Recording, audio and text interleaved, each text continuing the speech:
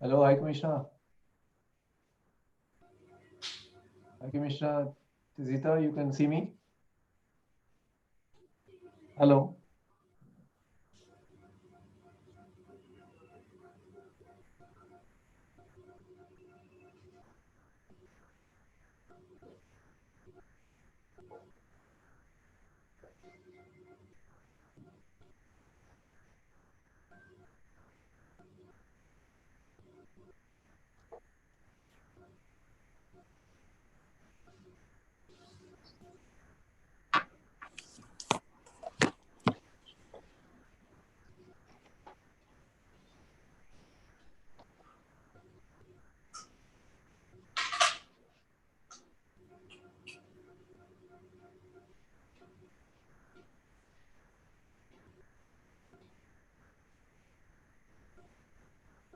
Hello, ወንጌል እየደናሽ መናየን አገናኝ ቶሎ በይ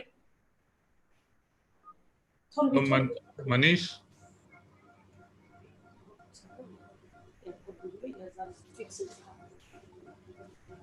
መናየ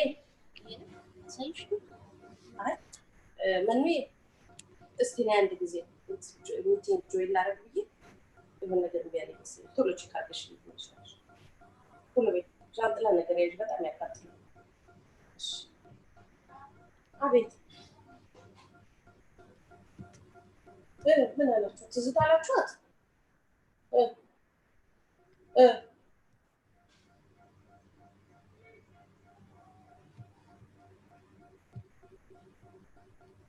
ስልኩን አንሱት ይኸውልሽ ስልኩ ብድግ አድርገሽ ቁጭ አድርጊው እንትኑ ይሄ እንዳይደውል በቃ ስልኩን አንሹና አስቀምጪው እሺ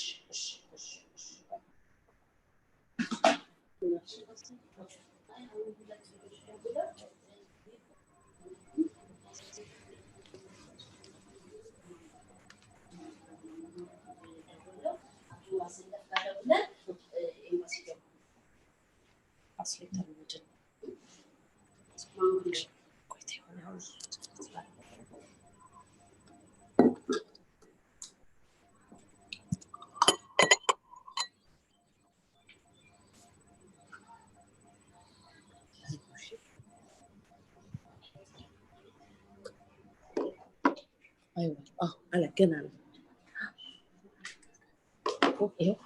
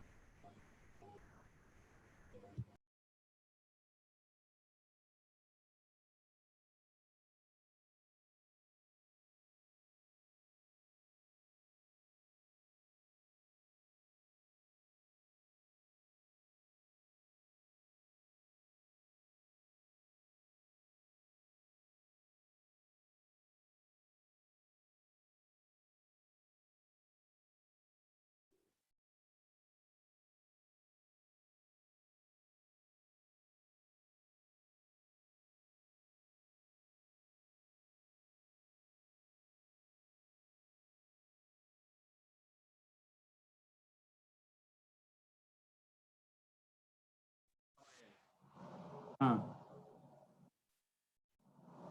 I can see.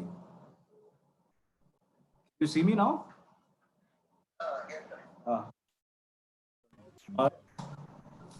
Can see. Yes. Morning, Manish. I can see you. सुनो, 1 minute में video अपना of कर रहा हूँ. हाँ, कुछ हम कर रहे हैं. कैसे करें वीडियो ऑफ? अच्छा, स्टॉप वीडियो. हाँ, स्टॉप वीडियो. हाँ हाँ हाँ हाँ हाँ हाँ हाँ हाँ 7 आ गए. हाँ हाँ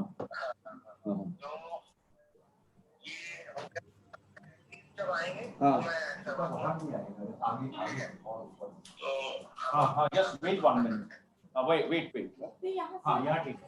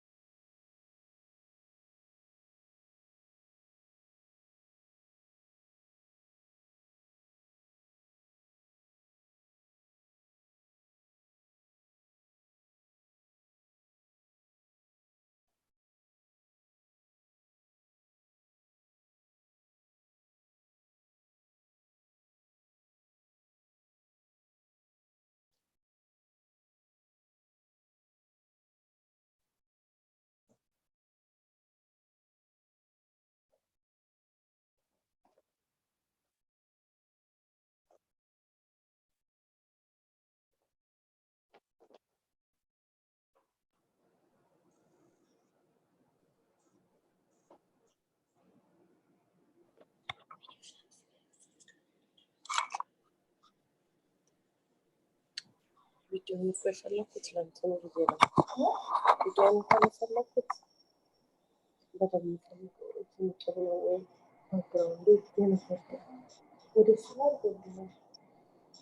አይደለም ግን ነው ዱዓ እንትን አስታይ አረ ያው ያስፈልግ አይሽ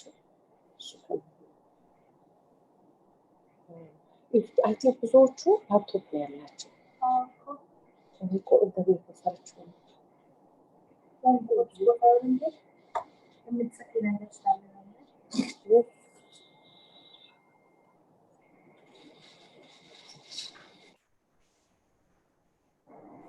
Hello, Rahul. Hi. Hello. Good morning. Hi, Manish. How are you? Can you hear me? Yes, I can hear you. Can you hear me? I can't hear you. You can't hear me.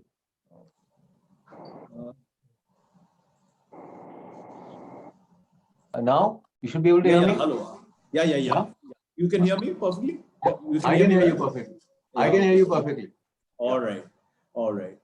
Yeah. Excellency, hello. Good morning. Good morning. How are you doing? Can you hear me well?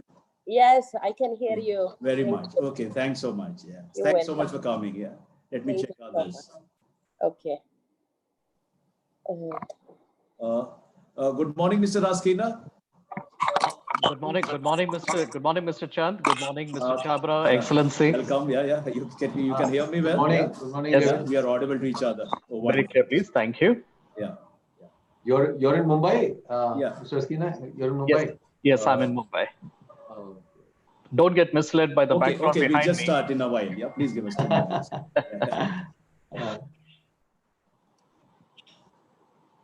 Hello. Pranav. Okay, there are others coming in now. Some people are not. Okay, Soumya. So.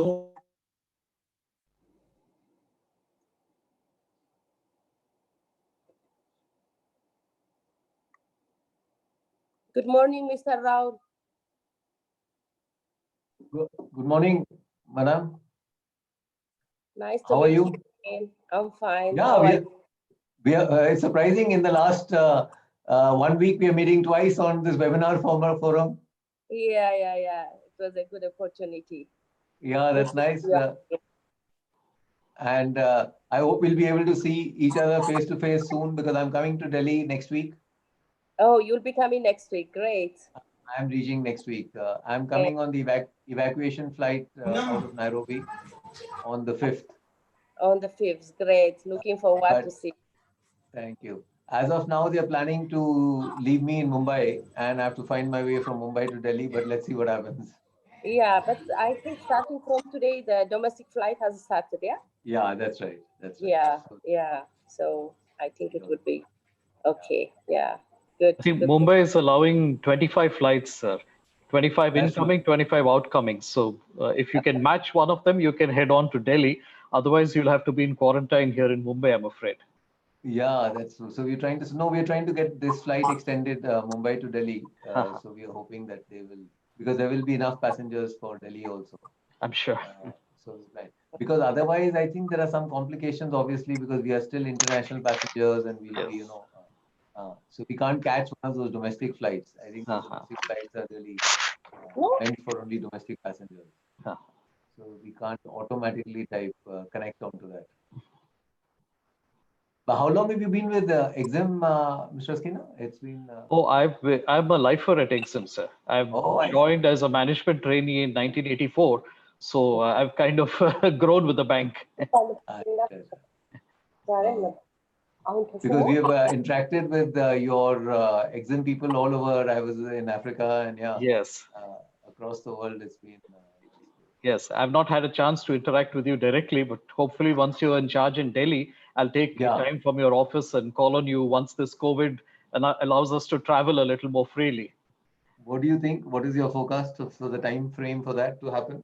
I don't see it happening before end of June, sir, because while the flights are opening up, there are a lot of restrictions and individual states are putting quarantine. For example, Karnataka has said anybody coming from Maharashtra has to be in 2 weeks quarantine.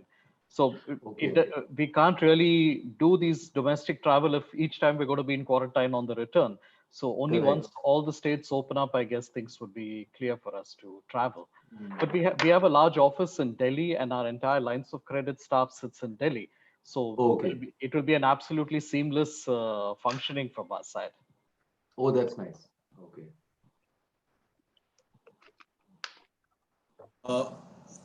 Okay, I believe all the panelists are in. I see people, except one or two people are not able to get in.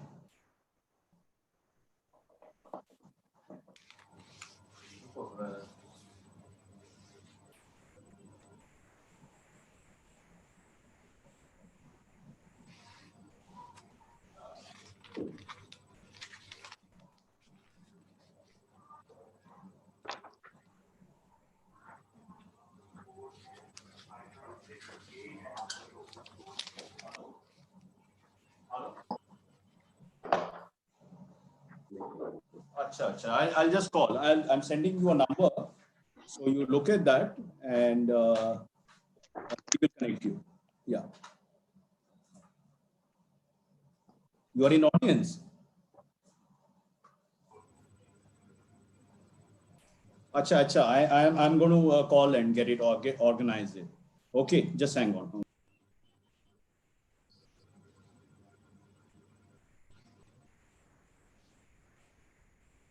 Excellency, good morning. Can you hear me? Good morning. Yes. Yes. Welcome. Morning. Thank you. Eid Mubarak. Mubarak to everybody. Thank you so much. Very kind of you. Eid Mubarak. One second. Thank you, sir. Manish, am I visible? You are visible and audible. Yeah. Thank you.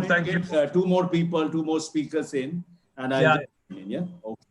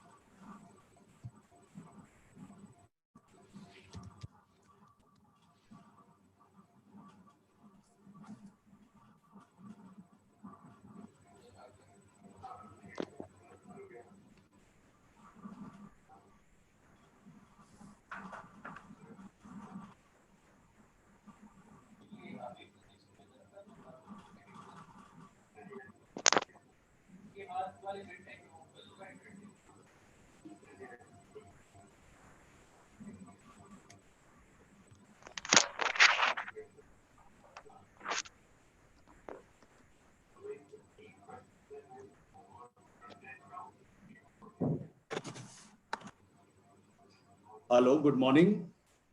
Hello. Hello. Yes. Hello.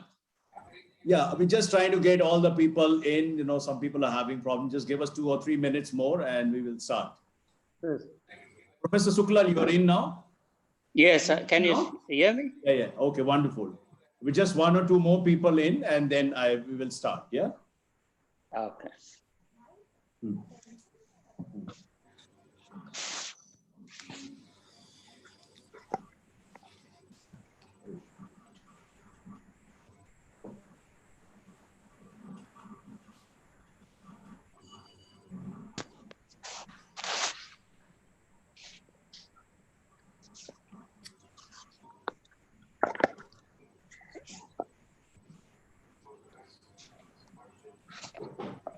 I see Morocco also trying. Hello, can you hear? Hello.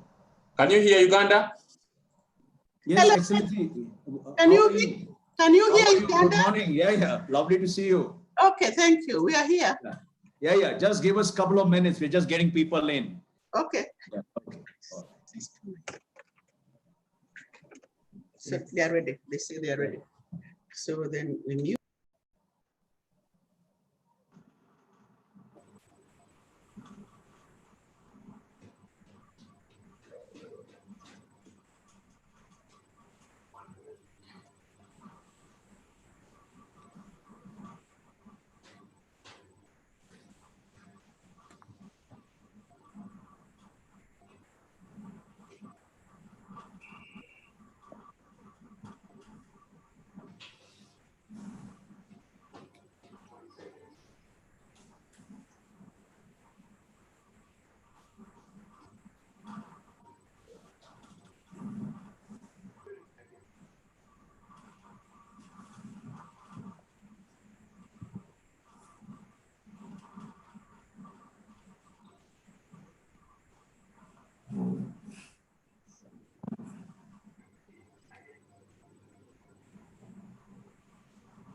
We have enough. I think all the panelists are in. Now we are allowing the audience inside and we just start in a couple of minutes.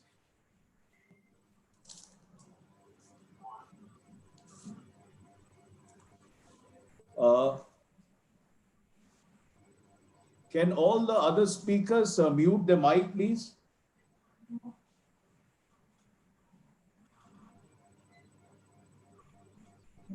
Hello? Hello. Yes. Hello. Hello? Yeah, we're just getting people in. Yeah, just wait 1 minute.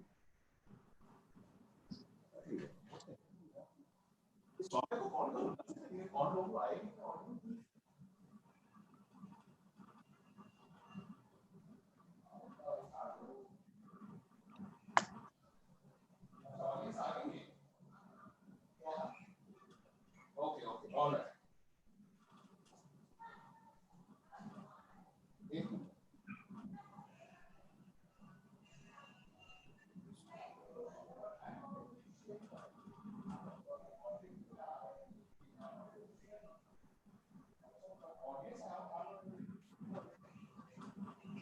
Okay. Yeah.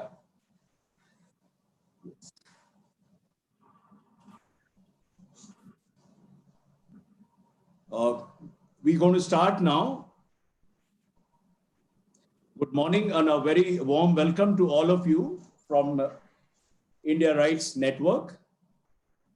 We have a fantastic audience on this morning from all over the world. Happy Africa Day and Eid Mubarak greetings. My name is Manish Chand. I am founder and CEO of India Rights Network and India and the World magazine. I am delighted to see so many friends and Africanists from across time zones and geographies in the world, from Paris, London, and Glasgow, to Johannesburg, Nairobi, Addis Ababa to Marrakesh. A spectacular dream audience here. Can all of you hear me? Am I clear to all of you? Yes. Okay. Yes, so this is probably the first international webinar focused on Africa, which is being hosted from India since the pandemic erupted 3 months ago. Without much ado, let me begin today's conference. Honorable Mr. Rahul Chhabra, India's High Commissioner to Kenya and Ambassador to Somalia, Dr. Anil Suklal, Deputy Director General, Director General, DIRCO, South Africa, His Excellency Mr. Alam Woldemariam, Ambassador of Eritrea in India and Dean of African Group Heads of Mission in India, Her Excellency Ambassador of Uganda to India, Grace Ekilo, His Excellency Morocco's Ambassador to India, Muhammad Maliki, His Excellency Ambassador, Her Excellency Ambassador of Ethiopia to India, Sita Mulugeta, His Excellency Sekou Kase, Ambassador of Mali, David Raskina, Managing Director, Exim Bank, Ambassador Virendra Gupta, Professor Rajan Harse, Pranav Kumar, Excellencies, friends, gentlemen and ladies.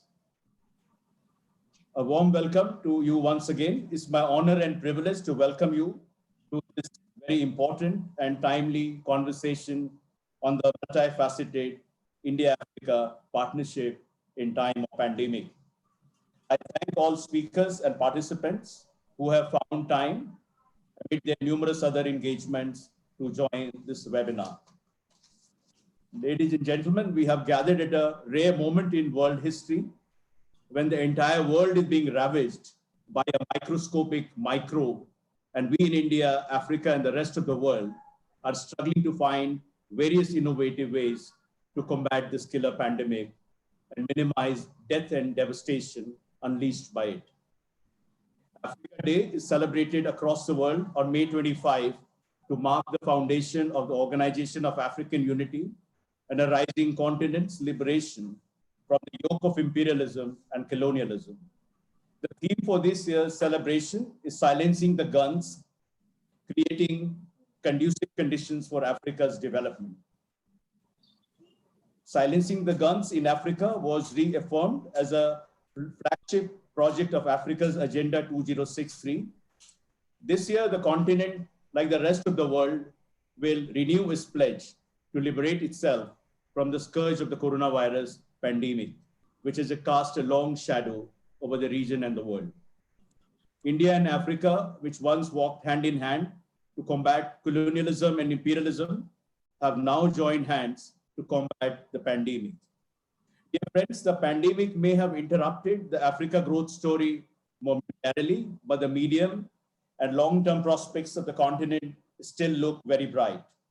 Similarly, India, the fastest growing major emerging economy, has suffered ravages of the pandemic, but its people and leaders have shown rare courage and vision to script a new chapter in the country's development journey. Against this larger backdrop, we at India and the World magazine and India Rights Network think it is an appropriate moment to host a virtual conference on the Africa Day. The overarching theme of today's webinar is mapping next steps in India-Africa partnership, pandemic and beyond. As the theme suggests, the conference will focus on enhancing India-Africa cooperation in the immediate context of the pandemic and also in the post-COVID economic recovery. Taking a long-range view, the virtual seminar will seek to map the future trajectory of the India-Africa partnership in accordance with 10 principles of the India-Africa partnership outlined by Prime Minister Narendra Modi in his visionary speech to the Ugandan Parliament in July 2018. The discussions will explore how the India-Africa partnership can align with Africa's Agenda 2063, which crystallizes the continent's vision of its own resurgence. As Prime Minister Modi said, our development partnership will be guided by your priorities. It will be on terms that will be comfortable to you, that will liberate your potential and not constrain your future. At this stage, let me very briefly speak about my organization. We at the India Rights Network and TGII Media launched India and the World magazine over 2 years ago in New Delhi with the overarching objective of providing an agenda-free narrative and perspective on global issues and developments from India's point of view. The magazine is published by TGII Media Private Limited. Our core areas of operations include media, publishing, research, consultancy, and advocacy. Eminent diplomats and experts are part of board of advisors for the magazine as well as our organization. Ladies and gentlemen, coming back to the pandemic, it has underscored the urgency of moving beyond polarizing agendas and to act in the spirit of oneness and solidarity. The spirit of oneness is beautifully evoked by young Nigerian poet Sage Hassan. It's called One. Let me read out. Billions of people all struggling to fulfill seemingly different agenda, but we are all in pursuit of one collective destiny.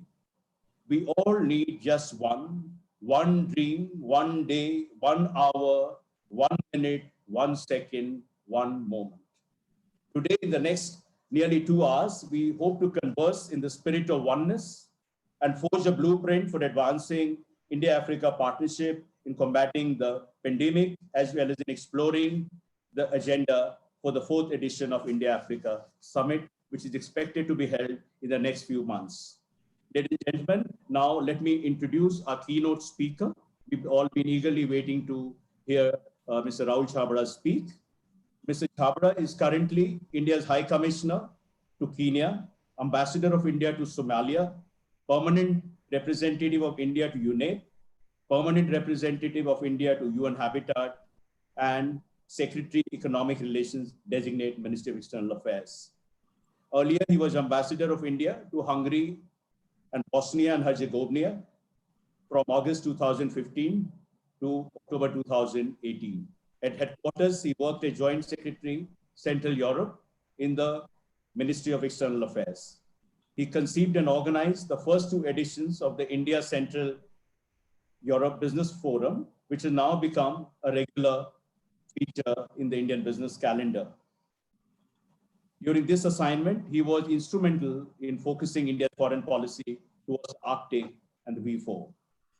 An alumnus of the prestigious St. Stephen's College, Delhi School of Economics, and Indian Institute of Management, Calcutta, Mr. Chhabra worked tirelessly to promote foreign investment flows into India.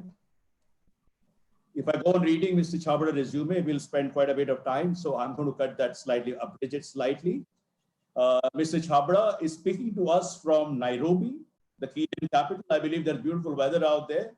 What Mr. Chhabra says at this webinar will be watched closely in Africa, and among those who follow India-Africa relations closely, as he's set to take charge as Secretary ER in India's Ministry of External Affairs. In this crucial position, Mr. Chhabra will be in charge of Africa, will not be in charge of Africa, but will also be India's Sherpa for BRICS and IPSA. He will also be in charge of India Development Partnership, as well as global trade and investment. With these words, I invite our keynote speaker, Mr. Rahul Chhabra, to address this audience. The floor is yours, Rahul. Good morning, ladies and gentlemen. Happy Africa Day, Eid Mubarak. But I thought before I get on to the actual course of the seminar, just a little personal note in the interest of full disclosure and complete transparency. Africa really has a very special place in my heart. What Manish did not read out and was not part of the bio is that while serving in Dakar, Senegal, completely the other coast, I'm at the moment on the East Coast, but on the West Coast of Africa, over 30 years back, both my sons were born in Dakar. So they are petit Dakarois. So I really have a very special place for Africa in my heart. So on that note, just before we get to the next steps, I thought we'll sort of just quickly to sort of put the context right, talk about the current situation. That's how I'm planning to structure it. We'll go over the current situation in Africa. India's role, how India intervened over the last few months, and maybe we'll take it over the last 3-4 years. That'll be the second part. The third part will be how it fits in with the AU Agenda 2063. And we'll end with the fourth part, the next steps, and the motivation for the next steps. So we'll do it in that format. So let's start with the current situation, of course. A national lockdown across most of the continent. Where it has not been a national lockdown, like Kenya, it's a dusk to dawn curfew. So all the same, devastating impact on the economy, loss of income, fear of contagion, heightened uncertainty. I mean, you know the effects, so I don't want to go over it. But what we need to keep in mind is that it will have huge economic, social, technological, geopolitical impact globally, but more so on this continent, Africa. So we need to prepare for that. Most of the countries are LDC countries with very high public debt, high budget deficit, about 6%, leading to balance of payment strains. Just to tell you that this pandemic here, is particularly in Kenya, has come after they just suffered the ravages of drought. They were in the middle of floods and a locust invasion. So on top of that, the pandemic has sort of come. So it's not really been a moment when the economy was really ticking along in that sense. The forecast for the African economy, sub-Saharan Africa, is a decline of 2.1 to 5.1%. That, just to put it in quantitative terms, a decline of $37 billion to $79 billion is the forecast. Last year, this part, the Sub-Saharan Africa, grew by 2.4%. Of course, this is also going to be exacerbated with the decline in international commodity prices. The demand for exports are going down. Foreign exchange reserves are going to be under great strain. The response, AU has set up a COVID response fund, $12.5 million from the bureau members of the AU's, $4.5 million for the Africa Center for Disease Control. So those sort of measures are being come in. But where India sort of begins to step in is the G20 meeting, which Prime Minister attended virtually. And sort of that call for a comprehensive stimulus package has been well received by India. Deferred payments, they asked for suspension of interest payments on external public and private debt. And there was a request from the AU that not to suspend medical supplies.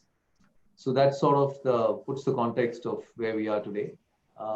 Coming to how India responded immediately, Prime Minister spoke telephonically, as many of you may be aware, to the President of South Africa, the chair of the AU. He spoke to the heads of state, heads of government of Uganda, Ethiopia. So he spoke to several African leaders. That was also followed up by External Affairs Minister Dr. Jaishankar, who spoke to several foreign ministers, including the Kenyan foreign minister. You may be wondering, I mean, just speaking, I mean, these are really very reassuring calls, at least the feedback I got from Kenya, where I am currently. They felt extremely reassured after the discussions with the top leadership. So these calls, of course, many of us have been in this business for long, have an impact which may not be completely evident to the general public. Coming to the second part of our response, India is the pharmacy of the world. We've provided medicines to over 85 countries, but more importantly, 32 in Africa. 32 countries in Africa received medicines, and including drugs which were banned for export because India needed it internally. But there were one-time waivers announced, including hydroxychloroquine and all that. So that was again a fallout of the talk between External Affairs Minister Dr. Jaishankar and CS Rachel Omamo here in Kenya, but in other countries also. I don't have the details as of now. The third part was the request made at the G20 summit, the debt service waiver. India has already got requests from 5 friendly African countries, and that'll be that's being looked at very positively. It's as per the IDA norms and the G20 sheet. So that is also being looked at. Going back a bit more than the current situation, is the lines of credit offered by Exim, which I don't want to get into too many details since we have Mr. Eskina here on the panel. But Africa is the second largest recipient of our overseas assistance, which include over 181 lines of credit. 41 countries get it. It's 42% of our overall lines of credit, comprising $11 billion. But the critical part here is we just finished a project a few months back, inaugurated by President Kenyatta here in Kenya. And that was a textile, the largest textile mill on the East African coast. What it's ended up doing is today producing hundreds and thousands of masks. So though it was not meant to, so the lines of credit are having these spin-off effects, and we are getting a lot of good mileage and good publicity where Rivatex is turning out these masks. In addition, of course, the buyer's credit that Exim Bank gives over the last 5 years, over $1 billion have been given out. While talking about Exim Bank's role just a little bit at the end, they've also helped set up 6 IT centers, 7 vocational centers, entrepreneurship centers. So we've been working on those fronts also. But while I was telling you about Rivatex, it also reminds me of another incident that just happened a few weeks back here in the Kenyan context, where Kenya requested for chlorine for water treatment. And that was also facilitated. So it's not only drugs, there's chlorine for water treatment. And as I mentioned, locusts. So the FAO wanted movement during the complete national lockdown in India, the first 3 weeks, for pesticides to be moved out of India. And we were able to do that to facilitate. So India has been helping in not only the direct context where you hear about the drugs, but there are other important, very important facets of our assistance. Coming down to the other longer term, what we've been doing is the duty-free, quota-free market access, which you're all aware of, is giving access to African exports. Investment, we are with $54 billion. We are the third largest investor here, fifth largest investor here. But it is also facilitating African exports to third countries and intra-African trade. So in terms of investment, trade increased over tenfold over the last decade and a half, 2 decades. It's declined with the end of the commodity super cycle, and it's now at about $70 billion, still quite a substantial sum with a lot of scope for further growth. Oil price declines have contributed to that decline in the bilateral trade also. India is the third largest export destination in Africa. Then coming to the cultural outreach that we've done over the last few years to connect with Africa, 15 festivals of India over the last 4 years, 12 for the first time. Kenya, Tanzania, Senegal, there have been many countries where it's been for the first time. We are also looking at a festival of Africa in India. We are looking at ramping up the Distinguished Visitors Program. So that's on track. The other part that I wanted to mention was the 50,000 scholarships over the last 5 years. We are very close to getting that figure through. So lots of Africans coming in for India for training. We also have given over $600 million, it's close to $700 million of grant assistance. The last part that sometimes gets ignored, which I just wanted to highlight, are these links that have been going on over the last. This is much more than the last 2 years. Now we're talking of generations.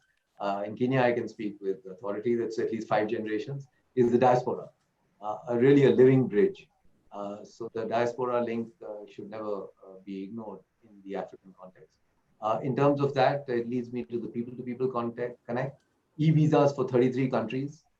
Visa on arrival. Some of the African countries have already given visa on arrival to us. Air connectivity. Over 8 air carriers are connecting now directly to India. So that is the broad connect between India and Africa over the last 2 years, and maybe, as I mentioned, the diaspora. Now coming into how it links with the AU Agenda 2063, it really aligns with India's growth agenda. So that's a very good and a positive sign. We are looking at cooperating at the continental level, the regional level, bilateral level. Multilateral fora, also the IORA, the Indo-Pacific. So there's multiple fields where we connect. Seriously looking at projects at the continental level, There's cooperation in the health sector. 20% of India's pharma exports go to Africa. Bhabatrons have been gifted everywhere, including in Kenya, to several countries in Africa. And the government really appreciates that, by the way. Every time we meet people, we get a lot of credit for the Bhabatron that is being gifted. It's completely state-of-the-art, for those of you who may not be aware, state-of-the-art cancer detection machine using nuclear and radioactive sort of techniques. We are also seriously looking at joint ventures, hospitals being set up as joint ventures here, because the medical system here is weak. So that is again fitting in with the Agenda 2063. Looking at collaborating with the Africa Center for Disease Control, the Africa Medical Agency. In terms of peace and security, silence the guns, Manish spoke about that. Africa's standby force. In terms of maritime security, we are looking at defense and security. There are new threats and transnational crimes, which we'll be collaborating on. We've just gifted 2 naval vessels to Mozambique a few months back. India, after Congo in 1960, today has reached to be one of the largest contributors to the UN peacekeeping forces here, with over 5,000 currently based in Africa in 5 different operations going on. So in peace and security, we have a big contribution. Mapping of the continental shelf, connectivity, climate change, extremism, counterterrorism. So these are all issues that sort of fit in between the Agenda 2063 and India's agenda. I come now quickly to the next steps. The next steps and the new areas which we could look at collaborating. They need not necessarily be brand new in that sense, but just the new areas. Solar energy, where we need to ramp up. Of course, in the International Solar Alliance, as you're all aware, more than half of the members from Africa, half the membership over there. We have announced over $1.6 billion as line of credit for African members for using, for getting solar projects. The other aspect is bridging the digital divide. So how to use technology to bridge the digital divide. In that, I wanted to bring again to your attention, just in the last few weeks, at least in Kenya, I have the figures, and Somalia, by the way, the eITech program that was launched. And we've launched special programs, training on how COVID can be treated for nurses, professionals, healthcare administrators. And over 50 people have benefited already in the last few weeks alone on the COVID programs through using this eITech platform. It's done by the All India Institute of Medical Sciences. It's backstopped by IIT Madras. So it's really our premier institutes that are involved in this eITech program, which leads me to the e-Arogya and e-Vidya Bharati more in the medium term as the next steps, which is in the second phase of implementation, where over 5 years, we are looking at training over 4,000 students, over 1,000 medical professionals. So for 5 years, free training, all on the digital platform. So that's the second aspect of the next steps. The third one is traditional medicines. So it's an area where even Europe is picking up fast. So I think Africa should also like our Ayush sort of alternatives to normal conventional medicine. So we're looking at that. We're looking at the blue economy.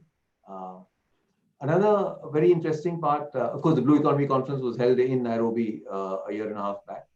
So we're looking at building on that. There's also this other aspect of triangular cooperation that we're looking at.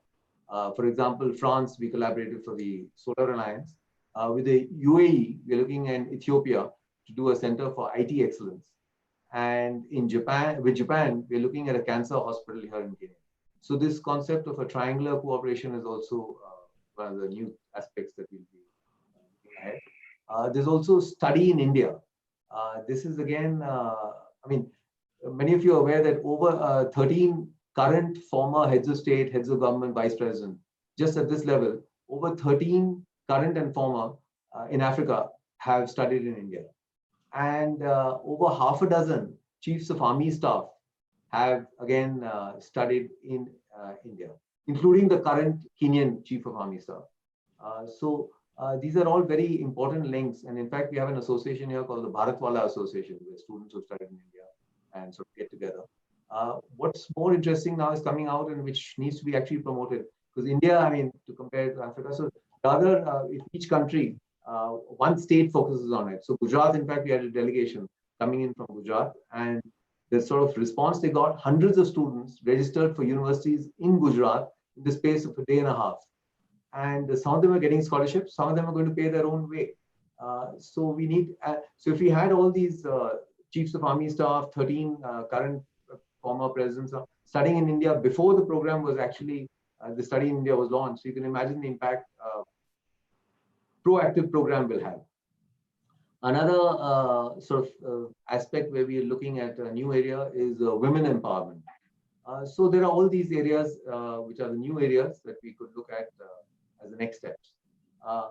As Manish mentioned, the Prime Minister's speech at Uganda, which he said, Africa, we will work as per your priorities. The part that he didn't mention was the first part, that Africa will remain on the top of our priorities. But building on what Manish mentioned about your priorities, of course, cooperation being demand-driven, consultative, participative, sustainable, and not a supply-driven cooperation. So I'll come now to the last part of what is it that is pushing this sort of new next steps. The first is the change in the political arena here. Really the democratic polity in Africa is taken root across so many countries. So there's a complete mindset change in Africa. So that is one of the drivers of this collaboration. The other few points which I wanted to make was the desire of Africans to leapfrog into the fourth industrial revolution. So that's where the digital, bridging the digital divide sort of comes in. There's also both the entities, India and Africa, are emerging and rising players. So that will also sort of help construct these next steps. This is, if it develops very well as it's on track to do, going to be the defining partnership actually, with an enhancing cooperation in tourism, medicine, governance, SNT, science and technology, space, IT, I mentioned these areas, education, mining. We have common interests on international issues, UN reforms, counterterrorism, peacekeeping, cybersecurity, energy security. So we do have common interests to sort of build on this. The last two parts of my thing are same on building on this. What is the motivation for this? On the economic aspect, I wanted to bring out at the end, the Continental Free Trade Agreement. It is the largest in the world after the WTO, as many of you are aware, but I don't know how many of you remember. This week, we celebrate 1 year of this anniversary. And with 5 of the 10 fastest growing economies of the world based in Africa, I think I'm not sure how much the Indian corporate sector has actually focused on the significance of this African Continental Free Trade Agreement. So that needs to be sort of talked about more in Indian corporate circles. And the last of the economic change, which actually happened earlier this week, was France cutting off its links with the CFA. This was 75 years back when the CFA was launched, and the entire currency is now being done away with, the French silver, and will be called the ECO. Of course, those in the field, Exim Bank will be maybe aware of it, but I'm not sure how many others have noticed it, because it will have huge impact on trade and investment in that part of the world, West Africa, where I've served in Dakar, as I was saying. And since I started on a personal note, I think I'll end on a personal note also. I was chargé d'affaires at that time in the early 90s when the CFA franc was devalued by 100%. I luckily managed to save the government a lot of money, but that's another story for another day. I'll exceed Manish's time limit if I go on. Thank you so much for listening, and I look forward to listening to all. Thank you, Rahul. Thank you, Mr. Chhabra, for that magisterial big picture view of India's relations with Africa. You brought out new avenues of India-Africa partnership, focusing on the challenges and also map the way ahead. In the interest of conserving time, and of course, we will hear more from Mr. Chhabra as he takes over, the he's going to be in charge of steering India's Africa diplomacy. slides very shortly. So thank you very much for that big picture speech. Ladies and gentlemen, now we move on to the conference, that is a panel discussion. Before we begin, essentially, I want to outline some ground rules for all speakers as well as participants. As we have a galaxy of very eminent speakers, it's a star-studded panel. I'm structuring the panel discussion in form of Q&A. Each speaker will address a couple of questions posed by me, and I will request all speakers to confine their remarks to the questions posed and respond in maximum 5 to 7 minutes. I'm sure we all have much to speak, but would really appreciate if, at least for some time, you would restrain your gift for eloquence and oratory and be precise.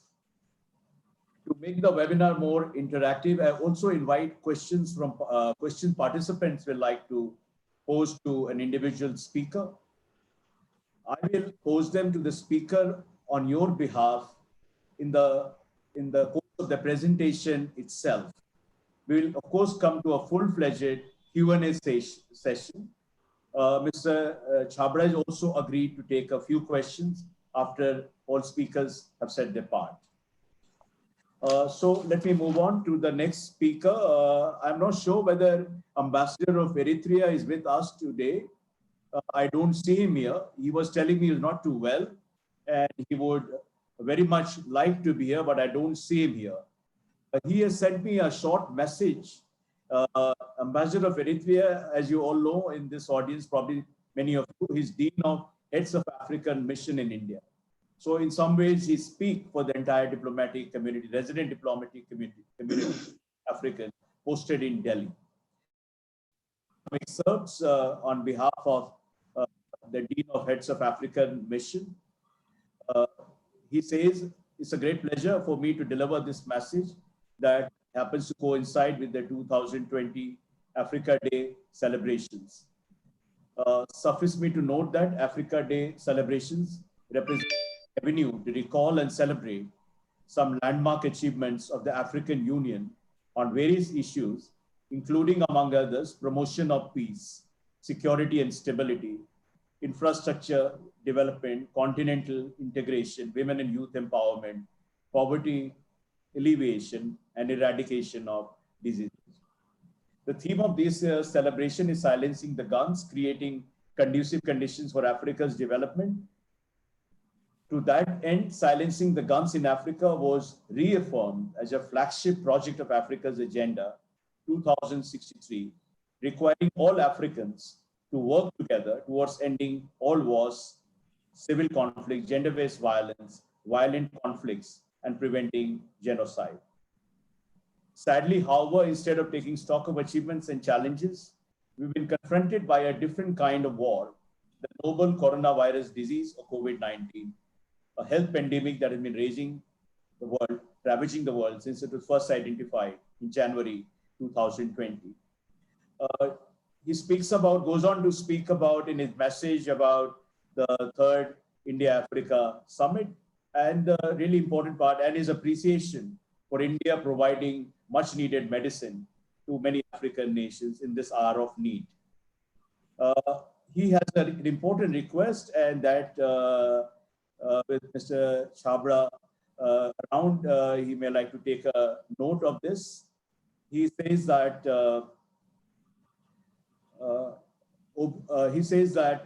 COVID-19 has and is adversely affecting the finances of all African countries. I therefore suggest that India relaxes servicing schedules of the lines of credit and buyer facilities extended to African countries in view of the situation.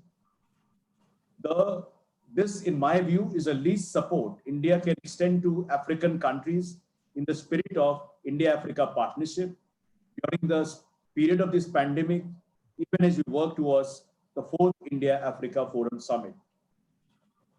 He goes on, he is quite optimistic about African resurgence, even in this hour of distress for the continent. He says African Continental Free Trade Area will create a single largest market for goods and services movement of persons in order to deepen the economic integration of the African continent. I urge India, for that matter, Indian industrialists and other business establishments to consider relocating some of their activities and production lines to Africa in order to enjoy the enormous opportunities that will emerge, including duty-free and quota-free access, and when the free trade area fully takes off. So it's a variant of, he's asking Indian companies to basically make in Africa a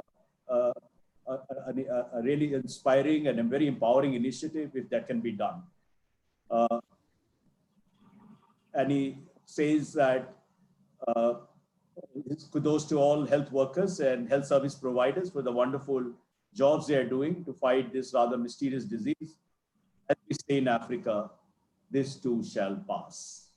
So this was the message of the Dean of African Diplomatic Corps. I hope Mr.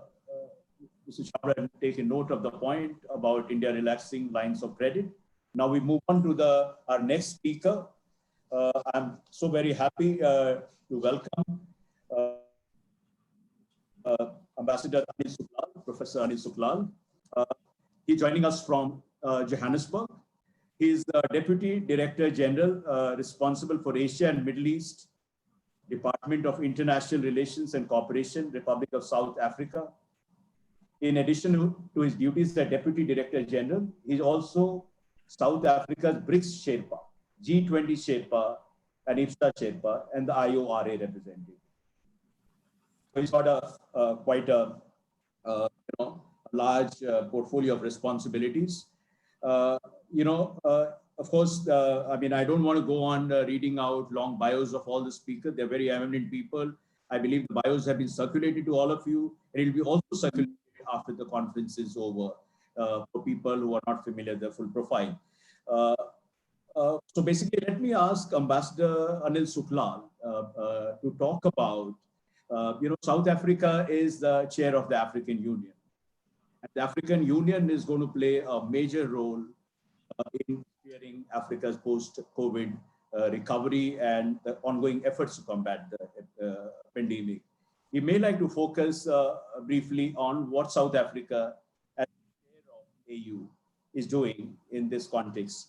And number two, he should also look at, given his portfolio as his, role as South Africa's BRICS Sherpa and IPSA, the role of multilateral or plurilateral in combating the pandemic. Over to you, Professor Suklal. Thank you, Manish. Let me firstly congratulate you and India and the World magazine for hosting this very important event, coinciding with Africa Day. Happy Africa Day to all of our colleagues, and Eid Mubarak to our Muslim sisters and brothers. Let me start, before I come to your question, to also welcome and congratulate Ambassador Chabra into his new position, and I look forward to working closely with you, having worked closely with Ambassador Tirumurthy recently. I think the pandemic is a pause moment for the entire global community. It's also a great leveler. It doesn't matter whether you are a large or a small country, rich or poor, or from which part of the world you have come from. We are all equally affected. And I think this year is an important year for the global community as we mark the 75th anniversary of the founding of the UN. But for Africa, it is equally a seminal year, as it is the year in which the African Continental Free Trade Agreement was going to be operationalized. 1st July was actually the date for to operationalize the agreement. South Africa is in the fortunate position of having the privilege and honor to chair the African Union for the second time. We chaired it when we transitioned from the OAU to the AU in 2002 in Durban, and once again, we assumed the chairship in February this year. And President Ramaphosa at the summit in Addis on the 9th of February this year, outlined the key priorities that South Africa will focus on. And the focus has been on continuity. He spoke about focusing on the issue of economic integration of the continent, the political integration of the continent, fully operationalizing the African Continental Free Trade Agreement, the advancement of women, especially women's economic empowerment and entrepreneurship, promoting the values of good governance and democracy, working closely with the African Union and the UN, and of course, promoting peace and security on the continent by emphasizing the AU's focus on silencing the guns. These were the key priorities outlined by President Ramaphosa. South Africa was due to host an extraordinary summit at the end of May, 2 summits back to back, one focusing on silencing of the guns and the other on the African Continental Free Trade Agreement. Of course, because of the challenge of COVID-19, these have been postponed, but they are still on track. I think Ambassador Chabra has outlined in great detail the deep cooperation between India and Africa on various levels. I think it's important to keep that at the back of the mind. But it's also important to understand that over the past 3 or so decades, Africa has entered into a number of key partnerships, the India-Africa partnership being one of those. And we have been privileged to have witnessed 3 of those summits. I was a participant in the December 2015 summit in Delhi, and we are busy preparing for the 4th summit. But perhaps what we need to ask ourselves in this period of reflection forced upon us by the tsunami of the pandemic is how can we do things slightly differently? And how can Africa and India maximize this partnership going forward post-COVID? There are a number of fault lines that have been exposed on the international front, be it political, economic, and other areas that has shown us our weaknesses and our vulnerabilities. Most for the African continent, I think it has been fortuitous that we have put forward this template of the Continental Free Trade Agreement, and it has been most timeless. It's an opportunity for us in this moment of difficulty. As Ambassador Chabra has pointed out, the predictions in terms of contraction of the global economy and the African economy is going to be quite severe. And as was pointed out at the G20 summit, Africa is going to need a lot of assistance. We'd also like to thank India for the assistance they have been providing to the African continent, South Africa included, in the telecon between Prime Minister Modi and President Ramaphosa in his capacity as AU chair. They spoke extensively about this cooperation and what more can be done in this field. I think as Prime Minister Modi outlined the key guiding principles in the India-Africa partnership at the 2015 summit, and he echoed this further during his state visit to Uganda when he addressed the Ugandan parliament. What is needed now is for us to unpack each of these guiding principles and synergize it in terms of Agenda 2063. There's a great deal of complementarity here. Both India and Africa accounts for almost 1/3 of global population. But what is our combined share of global trade? Under 10%. Africa's share is between 2 to 3%. In this day and age, this is a serious slight in terms of how global trade is conducted. And we need to really look this again and what can be done differently to ensure that Africa and India become part of the mainstream. One of the fault lines that has been shown quite severely during this COVID-19 impact is the disruption of global supply chains. And Africa is not very much part of the global supply chain and the global value chains. We are much on the margins. How can we become part of the mainstream? And Ambassador Chabra has outlined several things that are being done in this partnership. I think this partnership can be characterized into 4 key areas. How Africa and India can work on the peace and security front in collaboration. Much is being done already on the economic and the social front and on the people-to-people front. There are a number of key areas. When you were reading out the statement of the Dean, and the Dean was appealing to Make in Africa, I think it's not just about Make in Africa or Make in India. It is about how we can jointly produce together for the mutual benefit of both India and Africa. And I think there are tremendous opportunities, and we have to look at the niche areas where we can add value to this relationship. And Ambassador Chabra has outlined several areas, especially the pharmaceutical, the medicine field, the ICT area in the context of the 4th Industrial Revolution, the agro sector, the capacity and skills development, remembering that both Africa and India have the most youthful population. This is a major advantage for us if it is harnessed properly. And I think, India can partner with Africa in terms of empowering our youth, in terms of skills and capacity building, and of course, in terms of manufacturing. Where we don't centralize manufacturing to 1 or 2 centers of the world, and in times of disruption like this, we become casualties. We need to relook the model of the linear model of value chain supply, of producing, using, and discarding. We need to have a more secular model in terms of production. And I think this will also assist in terms of the impact on the environment and how we can jointly collaborate in addressing the challenges of climate change. And I think, India and Africa can work closely together. So I think it's a moment for us to relook these partnerships. The template is there in terms of what we've agreed on, but how can we do things slightly differently so that as we speak of empowering Africa and Africa becoming more independent and becoming a center for manufacturing and part of the global value chain, supply chain, what role can India play in partnering with us for the joint benefit? The other important partnership that we need to focus on between India and Africa, as was pointed out, over the past 2 or 3 decades, since the launch of the African Union, democracy has taken root, good governance has taken root. Africa has shown leadership in the continent itself.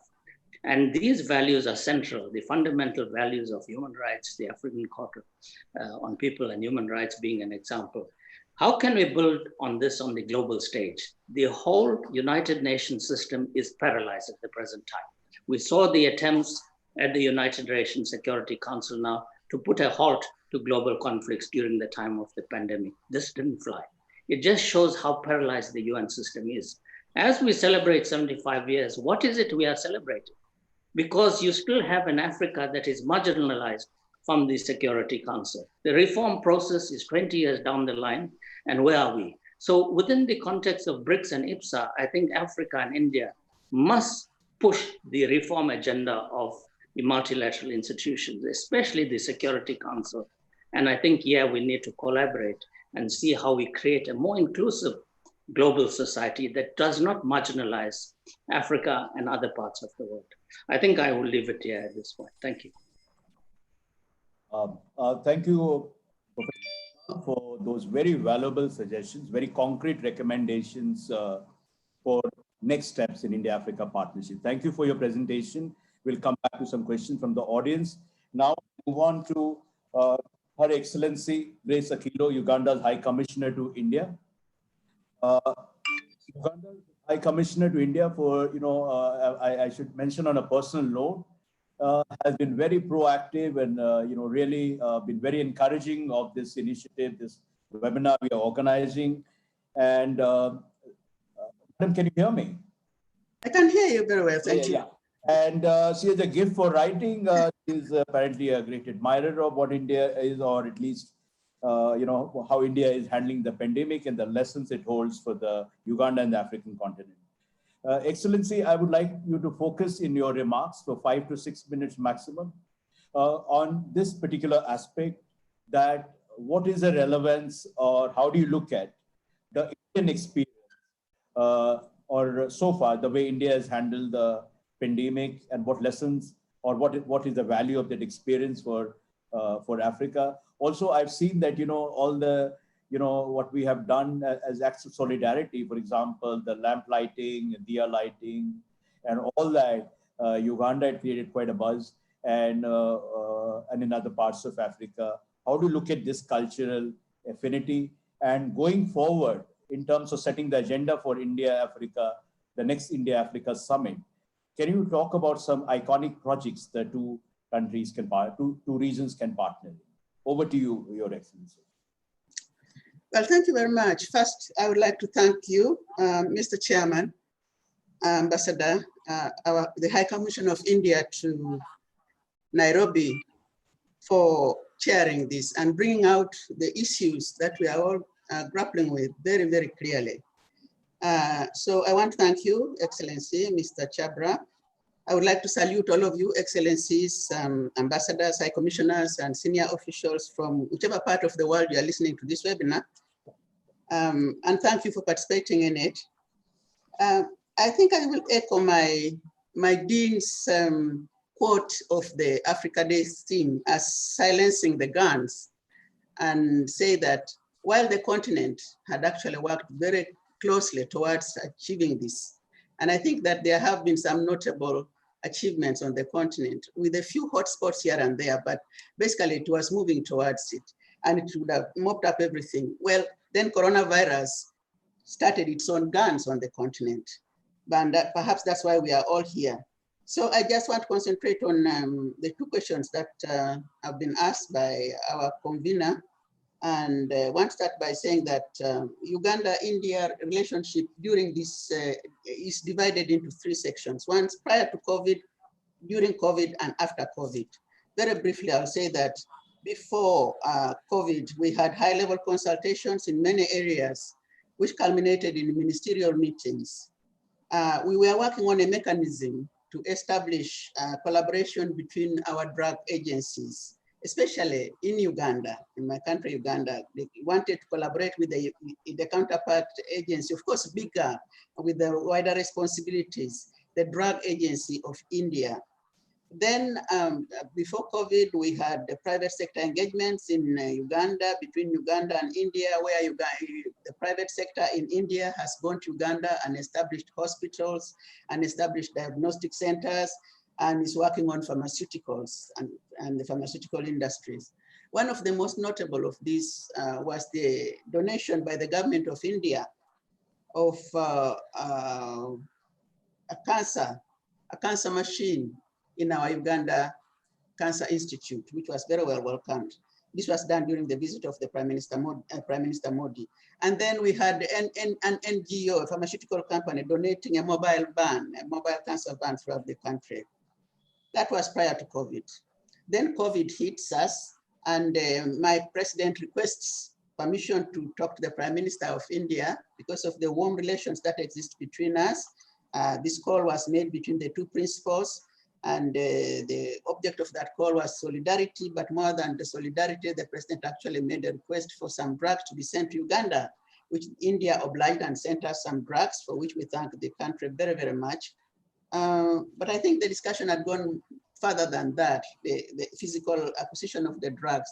Uganda was thinking of being able to manufacture some of this COVID, especially the hydrochloroquine by itself. And so there's already an Indian company, Cipla, well established in Uganda. And so these resources were availed by the government of India to Cipla to be able to manufacture hydrochloroquine on the ground. We thank you very much for this. Now, post-COVID in the health sector, I think that the high-level consultations on health issues should continue. Indeed, I would say that the health ministers should feature highly in one of the Forum Summit events, because there was defense ministers, then there was agriculture ministers, and I don't recall there being a meeting put in this summit, within the context of the summit, for health ministers. And I think this is a very important area. Another very important area for Uganda in particular, and I feel very strongly about this, is that we wanted to establish a link between our drugs authority and the Indian drugs authority. This is because we have a very, very big problem of fake drugs entering our market. And some of our suppliers, you know, will tell you this is for treating especially malaria, this is for treating this and the other, and the efficacy of the drugs, some of them were found to be zero. And we know that India produces better drugs and has the means to monitor the drug production, the people who produce these drugs and so on. And Uganda wanted to collaborate very much and still wants to collaborate with the Indian Drugs Authority.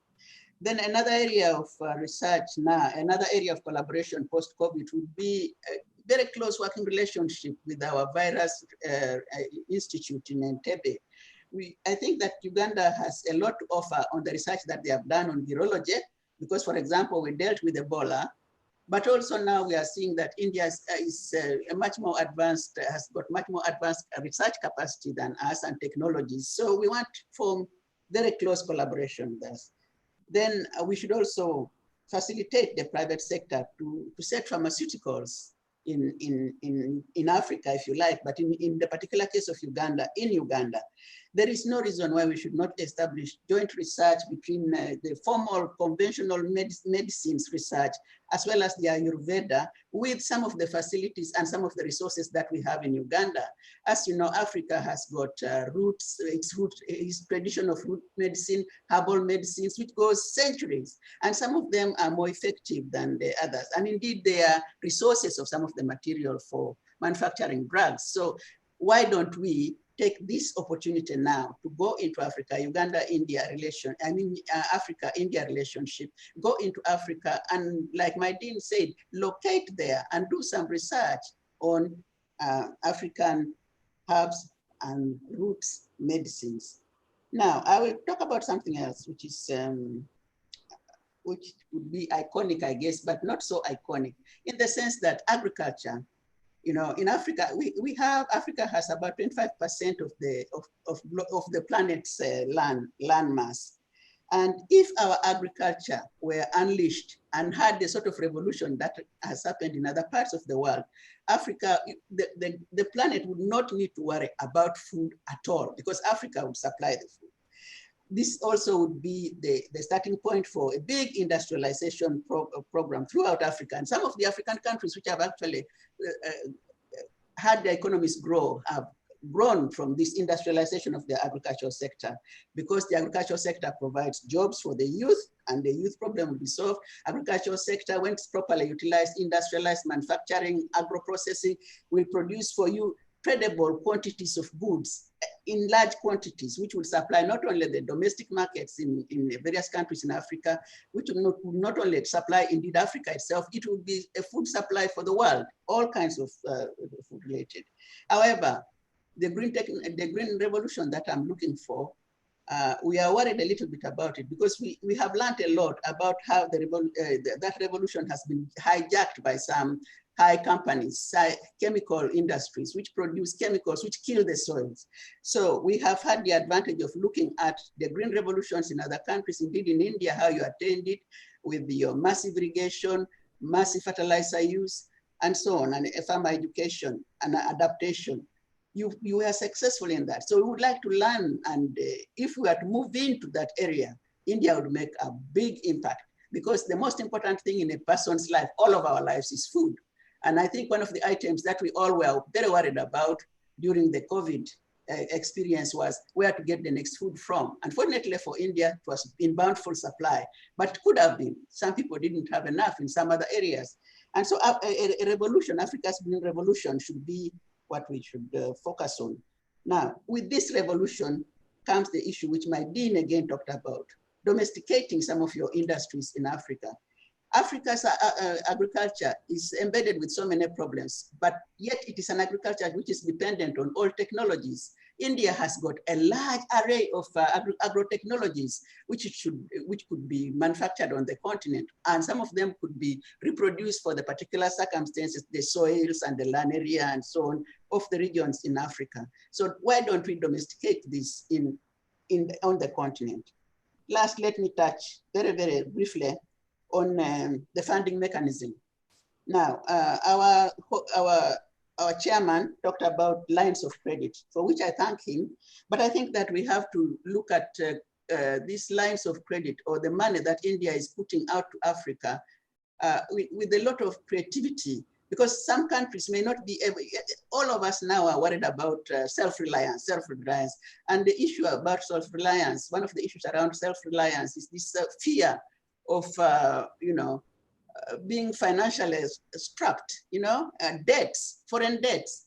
So, and many of us are looking at it now. Now, on the other hand, we have a private sector, which India is famous for, which could take advantage of this money which India has for Africa and use it creatively to achieve the same goals in Africa.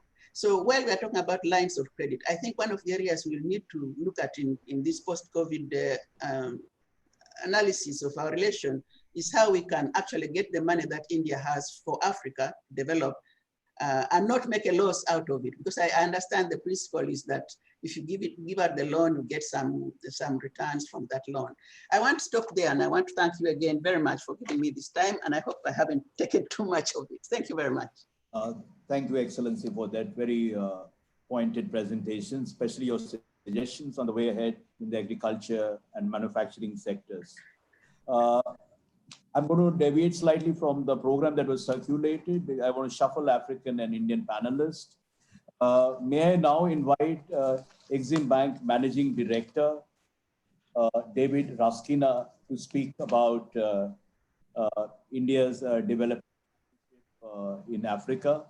Mr. Raskina, are you there? Yes, very much. Yeah, okay. So you have 5 to 7 minutes and please focus. My two questions to you is that obviously because of the lockdown and, complete devastation of sorts that have been, unleashed by the pandemic, how do we implement these lines of projects? And we have the whole lot, Africa is the second largest recipient of Indian lines of credit. How do you see this going forward? Do we have a roadmap of the sort? So essentially, how do we carry in these very difficult and trying times? And going ahead, the agenda. I mean, we are talking about pandemic as though, it only erupted 3 months ago, but it almost looks like pre-pandemic and post-pandemic, as in before pandemic, like before Christ or something. We have forgotten what the world was like. So moving beyond the pandemic, how do you see our development partnership going forward? Thank you. Over to you now. Sure. Thank you, Mr. Chand. I put off my video because of connection issues. That's why you couldn't see me.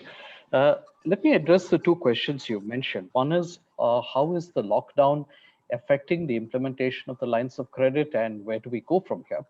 Now, of course, in a lockdown, just about every project is going to come to a halt.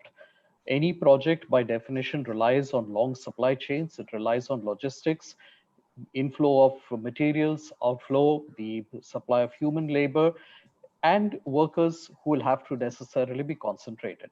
The moment you have a lockdown or even the semblance of a lockdown, a project by definition cannot function. And it would be positively dangerous for it to function because you're going to have a lot of people working in close concert. So for the moment, definitely in many parts of the projects where the lines of credit are concerned, there is a temporary halt. Now, work which has already been done, has been billed, has been paid. We are still making disbursements. Even today, funds are being released. But this is all reflecting work which has already been done earlier and has been built along. As the time moves forward, that is definitely going to slow down. In the short run, it's not going to have a big impact. It depends how long the lockdown lasts, how serious the lockdown is. Can we get back on course in a couple of months? Then we should not have a major problem. However, if the lockdown lasts longer than that, then yes, economics of a project are going to be impacted, and that is something which we will have to look at going forward. More than the economics of an individual project, and I think the point came up both with Mr. Chabra was speaking and Her Excellency Madam Grace was speaking also, this is going to have an impact on the fiscal situation in Africa. Most of the African economies are dependent on two major sources of revenue. One is commodities and the second is tourism. Both, unfortunately, are going to be hit. Commodity prices have taken a blow, not just oil or coal, but metals, ores. In parallel with the decline in economic activity across the world, all commodity prices have taken a blow. So this is very good news for commodity importing countries. It's not at all good news for commodity exporting companies. More to the point, tourism is a huge revenue earner in many African countries, and naturally with the COVID, tourism is simply not going to happen. So you're going to face a crunch on fiscal revenues exactly at a time when expenditure, especially on the health sector, is going to go up. So this means there is going to be a significant fiscal crunch, both from the inflow side as well as the outflow side. And this brings me to the second part of your question, which you wanted me to speak on, the role of financial institutions. Where do FIs come into the picture on this? Now, here is where I would separate the role of financial institutions into what I would call the commercial financial institutions and the development financial institutions. The development financial institutions, of course, you have the multilaterals like the World Bank, the African Development Bank, and I would include within that the Exim banks like the Exim Bank of India, which has the privilege of implementing the Government of India's lines of credit program. We have the honor of being the operating agency and have been doing so since 2003. Using our financing network and our ability to raise funds and manage projects. Such funding tends to be very long duration. For example, the Indian lines of credit range from anything from 15 to 25 years, including a moratorium period. So here the burden on a government tends to be much smaller, as compared to what I would call the commercial financiers, which are predominantly the bond markets or the syndicated loan markets. Now, the bond markets or syndicated loan markets have a link to the tenor of the loan. So as a result, in order to keep pricing under control, countries tend to go in for relatively shorter term financing, 3 years, 5 years, etc. And this has a huge impact on debt servicing. Now, if we are going to address this issue, and definitely it's a very valid point, then all of us have to work together. You cannot have a situation where one set of financiers is moving in one direction and another set of financiers is moving in another direction. And the elephant in the room here, of course, is the particularly large lenders. The large lenders to individual African countries are in a position where the debt burden is extremely compelling and needs to be addressed on priority basis. So the need of the hour here is for all the G20 nations perhaps to sit together so that we do not have the classic economics problem of the freeloader. The freeloader problem in economics is well known. You cannot have one country or a set of countries benefiting from the views of the other parties, and that is something which we need to look at going forward. Nor is this the time, of course, to change the system. Assistance to African countries would be is ongoing. Even today, I am getting proposals which have been cleared by the Honorable External Affairs Minister and the Honorable Finance Minister for lines of credit. Exim Bank is even today clearing new lines of credit proposals, new projects. So there's been no change. Because of the lockdown, we probably are working from home, as you can see from the rather interesting background behind me. But other than that, our functioning has not been impaired at all.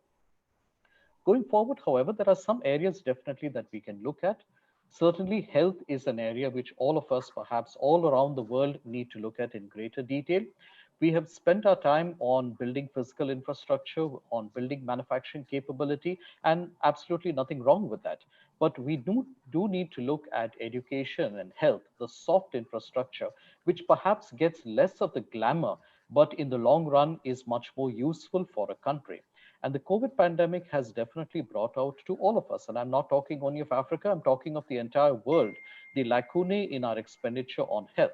Perhaps we can make a start with that in Africa. There are several of the lines of credit which are addressing the health sector in countries like Zambia, in countries like Cote d'Ivoire, and I'm sure we would like to look broadly across it. And Mr. Chabra has already made the very valid point that the Indian lines of credit are at the volition of the countries, that there's a choice of project, the choice of utilization of the lines is from that of the user government, and we do not try to impose our views on that. Was that bell for me, Mr. Chand? Yeah, I mean, you could take maybe another minute to round up. Okay, sure. And sure, the final point I would like to make is we need to encourage investment more. The projects under the lines of credit are certainly excellent, but Mr. Chabra already made the point of Rivatex. Rivatex was the rehabilitation of a textile plant by Indian machinery, by Indian technology.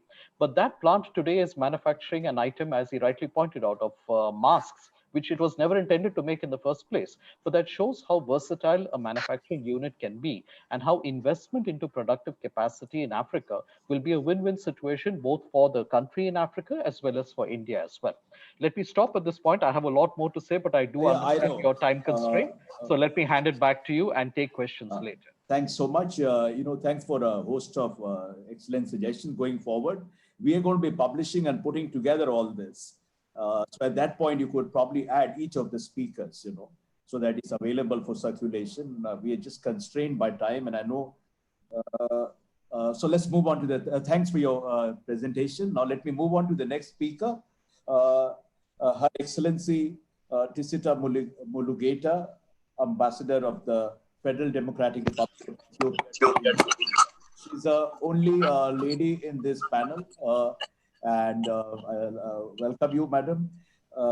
Let me read out very briefly, of course, apart from being the ambassador of Ethiopia to India, she's also accredited to Sri Lanka, Bangladesh, and Nepal. She's a PhD from University of Norway, and she's somewhat of a scholar from what I can gather. Excellency, welcome to this webinar. Briefly, two questions I would like you to address. Talking about Ethiopia, we have a kind of a special relationship, especially when we talk about development partnership, Indian investment in the sugar industry and all that. People to people relations are quite robust. At this point, Ethiopia, apart from the bilateral relations, is also the headquarters of the African Union. From Addis, and this is a question, what does it look like to you? The pandemic situation, a big picture view, what is happening in Ethiopia, what are your expectations from India? And going forward, we will a question because we may not have sufficient time later. This question is from Ambassador Rajiv Bhatia, India's former High Commissioner to South Africa. He asked that what is the mood in Africa now that we are 4-5 months into Corona age? Will it make the world less attentive to the needs of Africa in months to come? Over to you, Excellency. Warm greetings to excellencies and dignitaries. First of all, I would like to thank the organizer who created such an opportunity to help to discuss on such important issues on Africa Day despite such challenging time. As it is said repeatedly, the India-Africa relationship is nothing new. It dates back to centuries, and both were partners for long years. Both historically and politically, India is one of the most important partners of Africa. And after India got its independence, it raised voices for African liberation, taking their cases to all the available international fora. So when we discuss about mapping the next step in India-Africa partnership, we need to focus on some fundamental points, like there is always a sense of solidarity between Africa and India from long period of time. And also there is a feeling of shared historical experiences among Africa and India. Because of similar socio-economic conditions between Africa and India, common solutions can be found if they work together. And in addition to that, there are some focus of interest to be considered from both Africa and India perspective. That is, contemporarily, Africa is in the midst of change with a flow of big amount of foreign direct investment. It is also a continent named as a new growth pole with competitive and visionary population and ample amount of natural resource. And also, if we see economic development in Africa, 6 of the top fastest economies in the world, including Ethiopia, are found in Africa.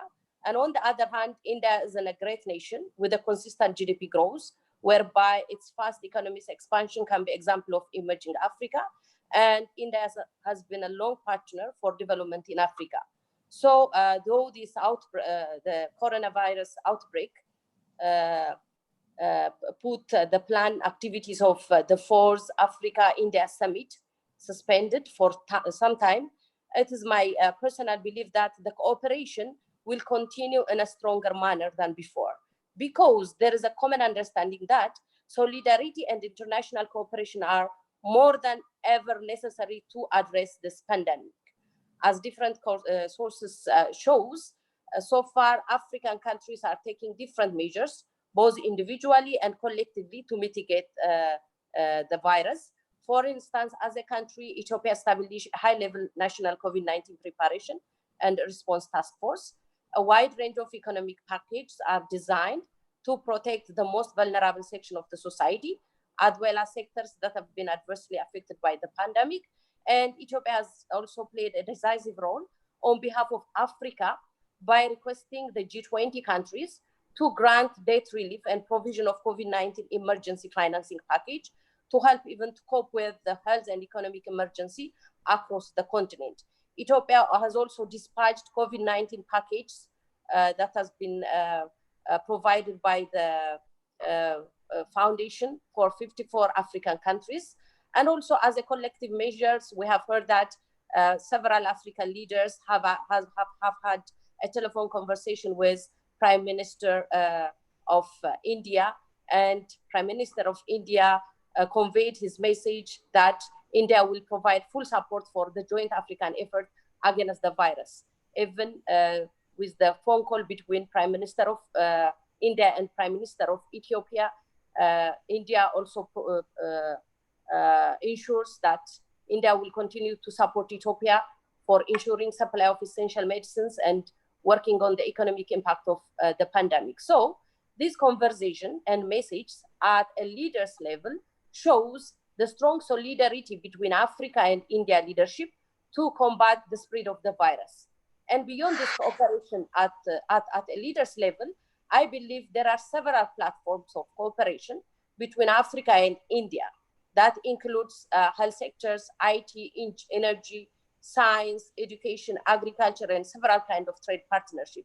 For instance, from the perspective of health sector, we know that India's health sector is one of the most relevant and influential responders of the crisis. And India is renowned as the world's largest generic pharmaceutical producer, and it is a significant supplier of PPE and other needed medicine. So, in addition to providing essential medicine, India can collaborate by providing technical support and training to African health workers and professionals in related to COVID, either in virtual or in another way.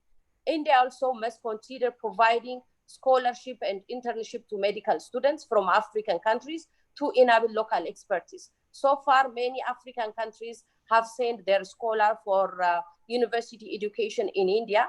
Ethiopia has like more than 1,000 students who have been who have been following their education in India, but none of them are in the medical faculty. So creating such opportunity would strengthen the relationship between Africa and India, even to combat the existing outbreak.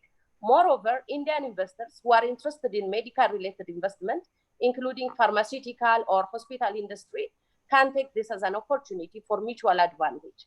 For instance, Ethiopian government provide several benefits for such kind of investors. And my government is welcoming those who are interested in health-related sectors and work in public-private partnership manner. In addition to that, government of Ethiopia is providing tax-free advantage for importers who are interested to supply PPE. And I believe this is also a good opportunity for producers and exporters of COVID-related medicines and personal protection equipment in India. In addition to that, we can create a platform in terms of enhancing Africa-India trade partnership.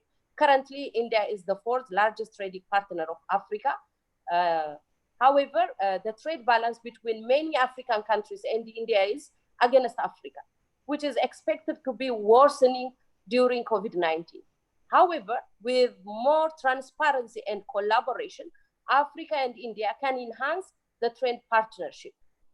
The other platform could be food production and processing, especially in the agriculture sector, as COVID gives many countries an opportunity to check how far they can be self-reliant in many aspects. Africans can also take this as an opportunity to revisit their food production capacity and diversification. Currently, many countries, including Ethiopia, are working towards being self-reliant in food production, and this would be a very good opportunity for many investors who has interest in agriculture, especially in crop production and food processing area.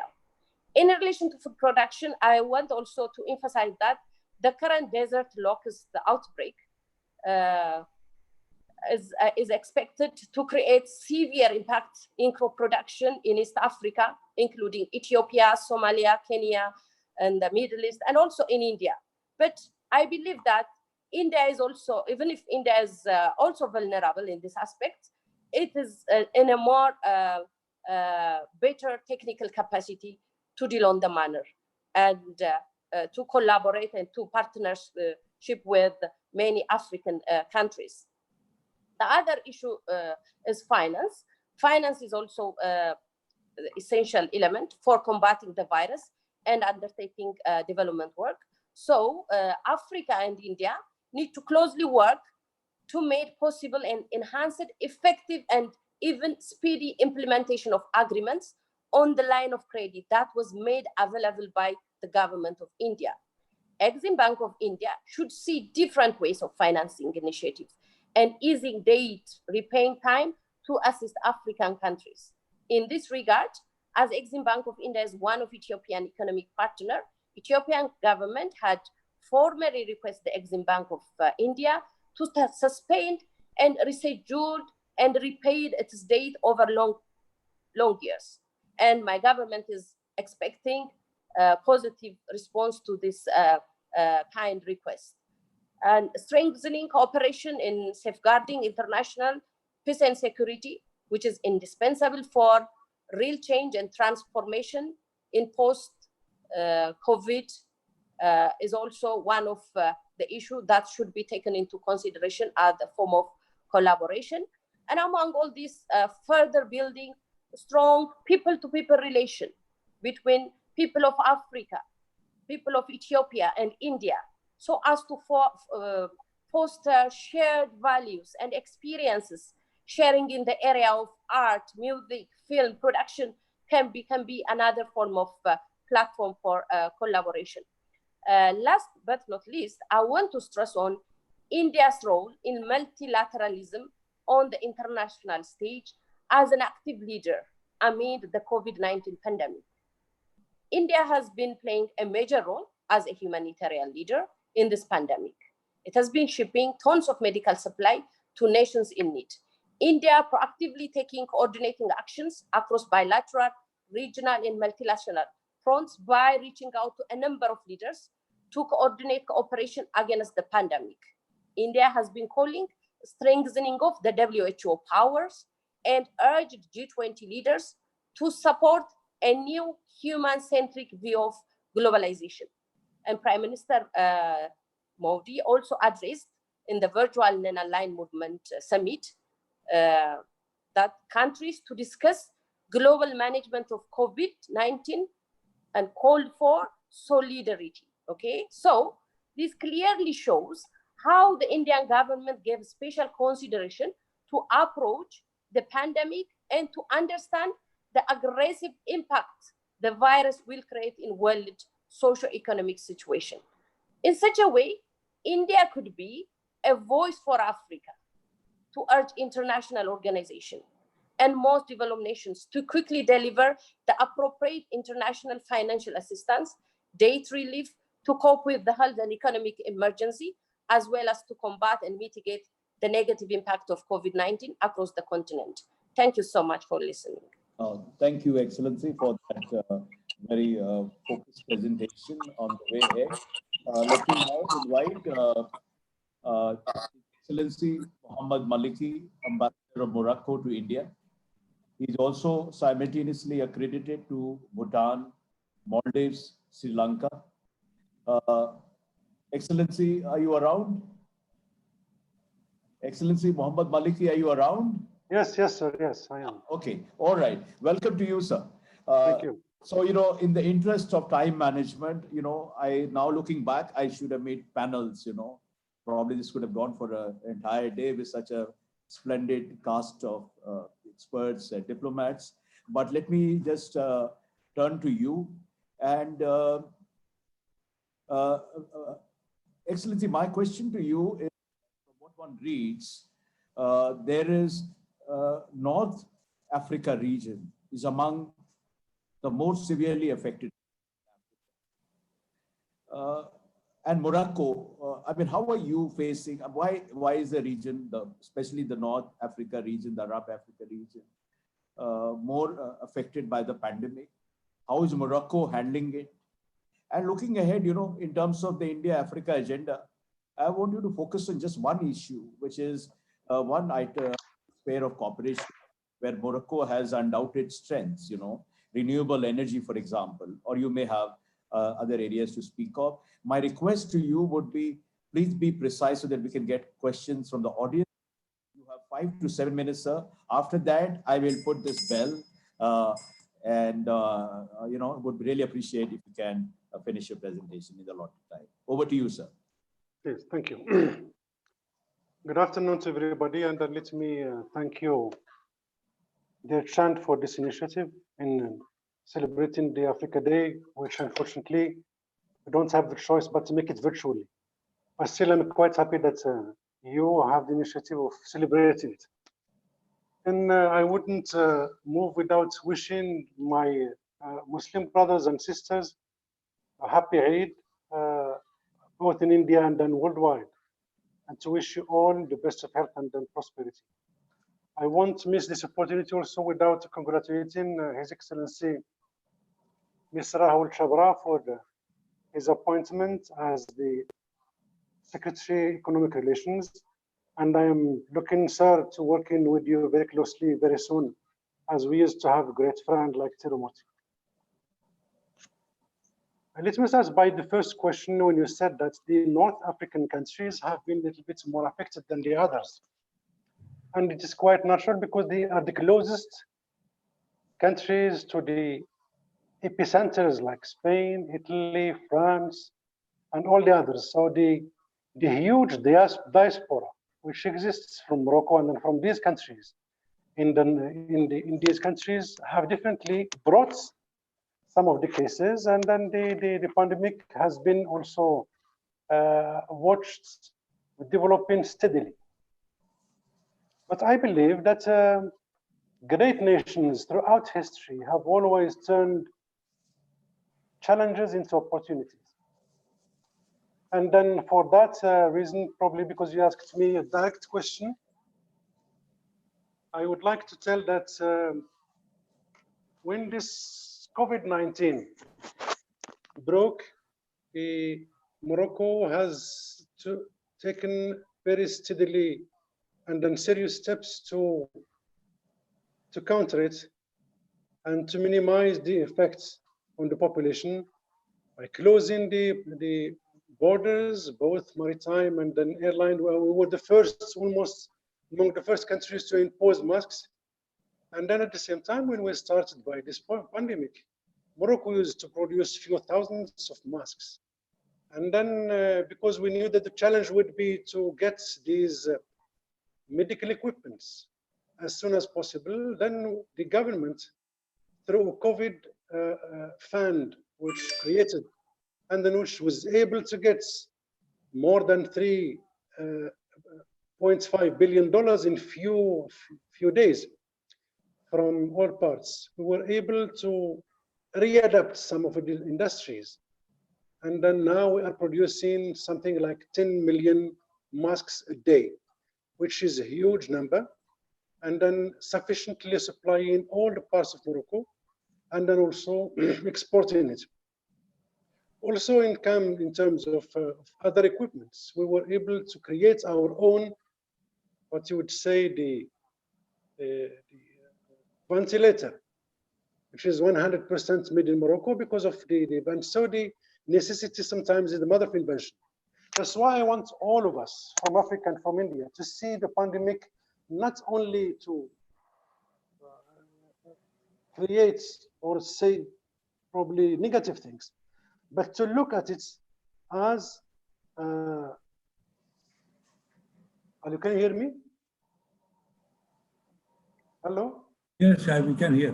Can you hear? Yes. We can hear Yeah, you. because I didn't see anybody from the screen. We can hear you.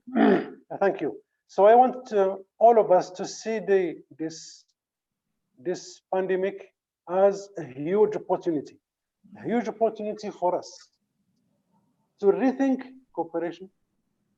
And I believe it is quite important not to look always into Africa by bringing and thinking of bringing assistance and aid, but rather to think of co-development.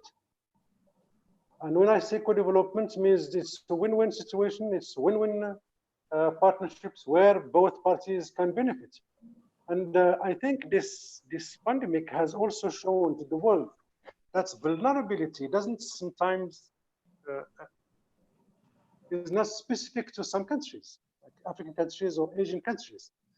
On the contrary, I think African countries have so far, and touch wood, are more resilient than other countries. But it showed that there should be a rethinking of the whole of the cooperation worldwide. And I'm quite happy that my South African friend has mentioned it. Yes, priorities are there, but we need to rethink them and then look at things differently.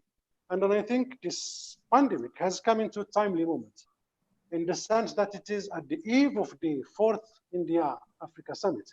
So probably to me, this pandemic has shown at least 4 things to the whole world. And then of course, including to Africans. The first one, that scientific research is not a luxury to any country, but it is a survival. Second thing, that having a sound health system at home remains the most, and that's most necessity, which becomes less costly and represents an assurance for our future generations. We need to have trust into our systems by developing it. Third one, education is the backbone of all what we are doing now. And I think to achieve all these objectives, education remains the only way to do it. Then I believe, it is a personal belief, that India and Africa need to involve all their means and resources to succeed in these hard times. And then here I would like to open brackets, and then when people say rightly that India is the pharmacy of the world, I also confirm. And from this panel, I would like to express our sincere thanks for the Indian high authorities who have allowed and permitted export on a purchase basis, but permit exports to Morocco of some of the medications. So I want this pandemic to work for us and then to redefine priorities. All these priorities exist in the India-Africa Forum, but I want them to take the most part of it because it is the future. It is on equal basis. India and Africans don't lack brains. In fact, most of the institutes worldwide are known to be having brilliant minds from our countries. And then the last example, but not the least, is when Trump appointed the Moroccan national, Mr. Monsef, to chair or co-chair this committee to find a vaccine in the United States. So we don't lack all these elements. We just need to create additional conditions for these workers and researchers to work. Last but not least, I think if India is able, because it has a very emotional and historical charges with Africa, and then it is a very serious assets for it. That if we manage to have this qualitative jump in our relations, and then look into these priorities onto equality level, and then let me say that Morocco has always said through the highest authority, His Majesty, that you say Africans need to rely on themselves to develop, but they need also serious partners. And I think when we talked about seriousness, India stands and has a premium place, honestly, because of this historical and then emotional charges. And then because I see that the time is exactly 8 minutes for me, so I want to check, and then I'm quite happy to receive some questions. Thank you so much for inviting me. Wonderful, Excellency. Thanks so much. for that very pithy and very elegant presentation, and you stuck to the time limit. We really appreciate it. And now we move on to our next speaker, Ambassador Virendra Gupta. Ambassador Gupta, are you around? Yes. Yeah, Yes. I'm here. Can you hear me? Yeah. So briefly, let me just introduce him. Ambassador Virendra Gupta served as India's High Commissioner to Tanzania, Trinidad and Tobago, South Africa, and several other Caribbean countries. He served as Deputy Director General of India's largest security studies think tank, IDSA, and Director General, ICCR. The full bio, as I told you, would be circulated and has already been circulated. So I move on now to asking him a couple of questions. Essentially, Ambassador Gupta, enough has been said, and we have such a fantastic panel with great ideas coming in. You could focus primarily on a kind of an action-oriented agenda. Written about the India-Africa Forum Summit process. That when we talk about the fourth summit, ideally, if there was the pandemic had not happened, we would be probably having this summit towards the end of the year, but it will happen sooner or later within the span of a year at the moment. How do you look at this evolving agenda? What are your wish lists? Where do you see the two regions going together? Thank you. Well, thank you, Manish. Thank you, first of all, for giving me an opportunity to share a stage with very important, distinguished people, and providing me an opportunity to see some of my very old friends, Anil Suklal, Rajan Harshe, Rahul, so many different people, and I'm so happy to be here. I would touch upon just a few points because a lot has been said already. We are at the closing, we are at the end of this very important seminar. Happy Africa Day, first of all. I'd like to touch upon what Anil had briefly referred to, the people-to-people connect. I think when you look at India-Africa, there are so many characteristics, so many defining things, which I will not go into. But one of the most compelling things which distinguishes India-Africa relations is people-to-people, strong people-to-people connect. Now, it seems to me, unfortunately, that at the present time, our government does not seem to be paying adequate attention to strengthening these people-to-people relationship. And it's been largely left to people themselves. We have a strong diaspora, we have had traditional and historic connect. But I think, at the level of academics, for instance, the relationship has not remained as strong as it was. The interest in African studies in India is dwindling, which is very unfortunate. And I think all of the activities need funds.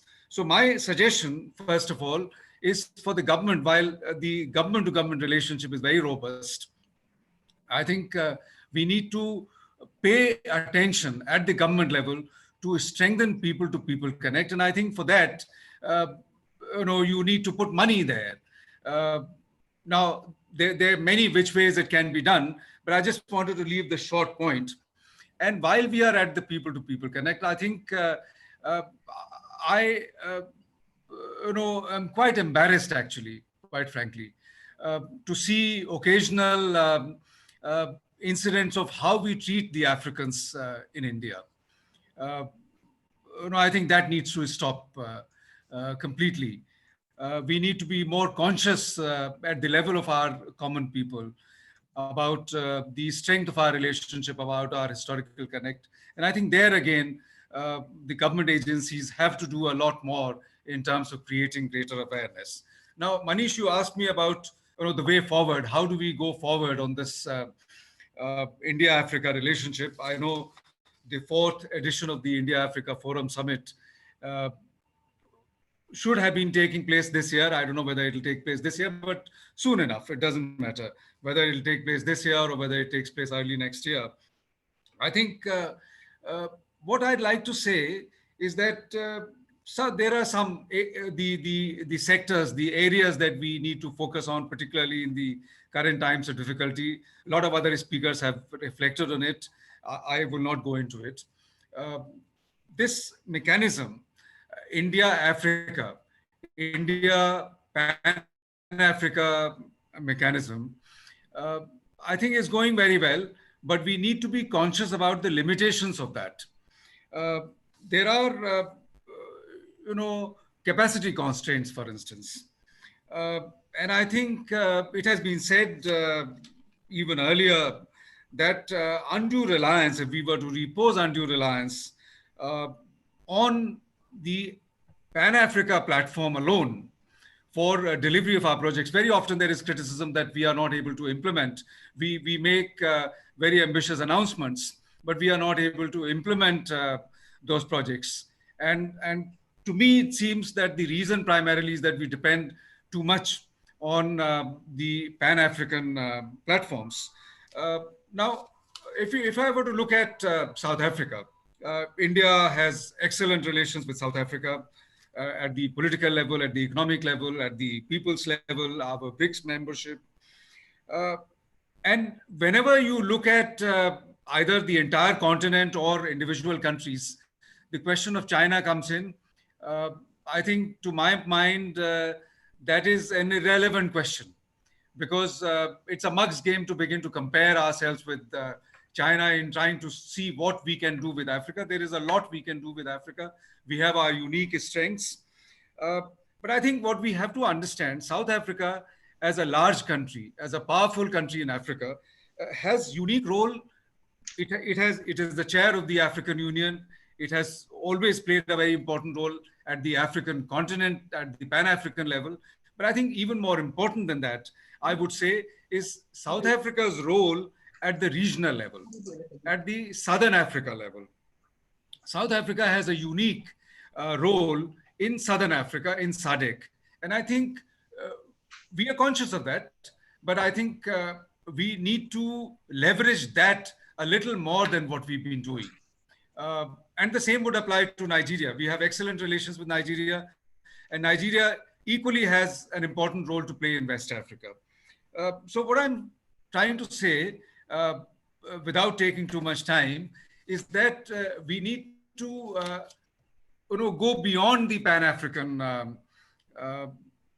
platform and begin to relook and look at how we can strengthen our instrumentalities, our cooperation with individual countries in Africa at bilateral level, and even more important, approach them at the regional level. And at that regional level, I think we are not doing enough in connecting with Africa at different regional levels.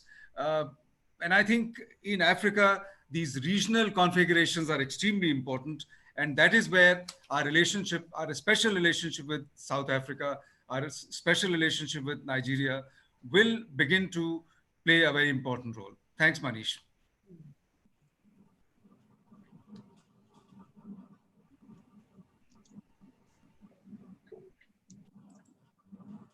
Not audible. Manish, you are not audible. I'm sorry. Thank you, Ajay Gupta, for that very forward-looking presentation with some very, concrete recommendations charting the way ahead. We now move on to our next speaker, Excellency Ambassador of Mali to India. I remember visiting Mali 2-3 years ago. I was traveling with Vice President of India, and I was amazed at the vibrancy of the place. Bamako, not many know, is one of probably Africa's largest city. And it buzzes with life. Mali, for those of you who are not too familiar, also had parliamentary elections after the outbreak of pandemic. Am I right, Excellency? Parliamentary elections. Can you hear me? Excellency, can you hear me? Can you mute yourself? You have to unmute yourself.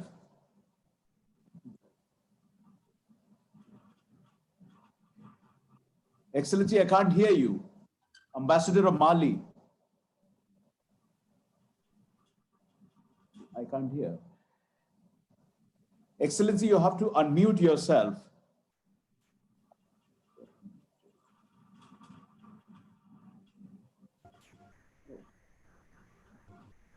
Can you see a button there?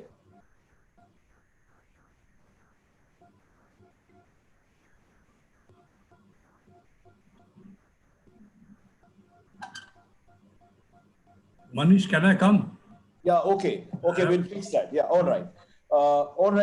We will go back to Mali's ambassador in a while. May I now invite Professor Rajan Harsey, an eminent Africanist, author, intellectual, thought leader. You know, he's written numerous books on Africa-India relations. Professor Harsey brings that academic perspective here to the discussion today. Sir, you know, given your new book, which is about Africa, right? I would like you to focus primarily on how do you look at the pandemic? You know, there is talk about pandemic bringing down the growth rate, economic growth rate. But given Africa's pivotal role in advancing the UN reform process and the reform process of global governance institutions, do you think pandemic will diminish in Africa's capacity? Or in a way, it will serve as a provocation going forward to accelerate reform of global governance architecture? Since we have very limited time, if you address this question, it would have value to all of us. Thank you very much, Manish. Let me wish all the participants happy Eid and happy 25th May Africa Day. I will briefly address myself because a lot has been already said. The audience has been dwindling, and I know attention span of everybody can be limited. So let me just come straight to the brass tacks. One is that this pandemic is likely to continue for 6 to 8 months more very easily because there is no sign of vaccine everywhere. One very serious problem that India has been facing is because of this, it has disrupted India's economy, disrupted world economy, disrupted all the supply chains, reduced the demands, and it is really a major global crisis and major crisis for India, and we have to come out of it. This is going to take quite a while before we come out, and still, in the past, India has always made opportunities out of crisis which came. Like in 1991, India came out of 1991 crisis when foreign exchange reserves were so limited. Today, India has robust foreign exchange reserves, but there are other problems in the economy. 2008 crisis also India faced, and I'm sure this particular crisis also India is going to face. And India and Africa both will kind of rebuild their partnership, they'll reunite and do many more things in the next decade to come. I think while hearing the speakers, I thought that some of the points which Ambassador Virendra Gupta made, I'll just try to put across or emphasize them more. One thing that I thought was, India has always emphasized on developing local capacities and capacity building in Africa, and that is necessary during this time. That initially, perhaps, give them testing machines, you give them, ventilators, you give them all such equipments which allow Africans to come out of this crisis, and India is also helping itself in this way. But subsequently, as the kind of capacity building also involves long-term plan towards education, and India and Africa, they have to have long-term plan towards education as well as health.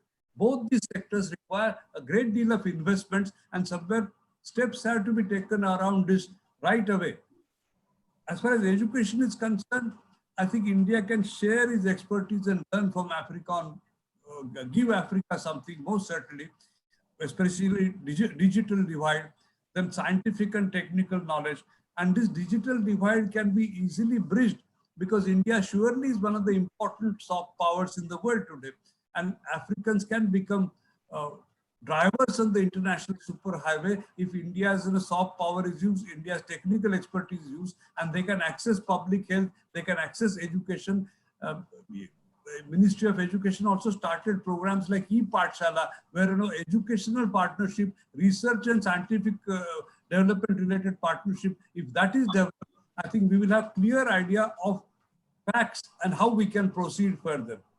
There is also one more area which both have to face apart from economy, and that is climate change. I think this is a serious issue, and India and Africa both have to work together to see that climate change challenges we are able to encounter. Already there is International Solar Alliance operating, 48 countries are members, 25 African countries are members of it.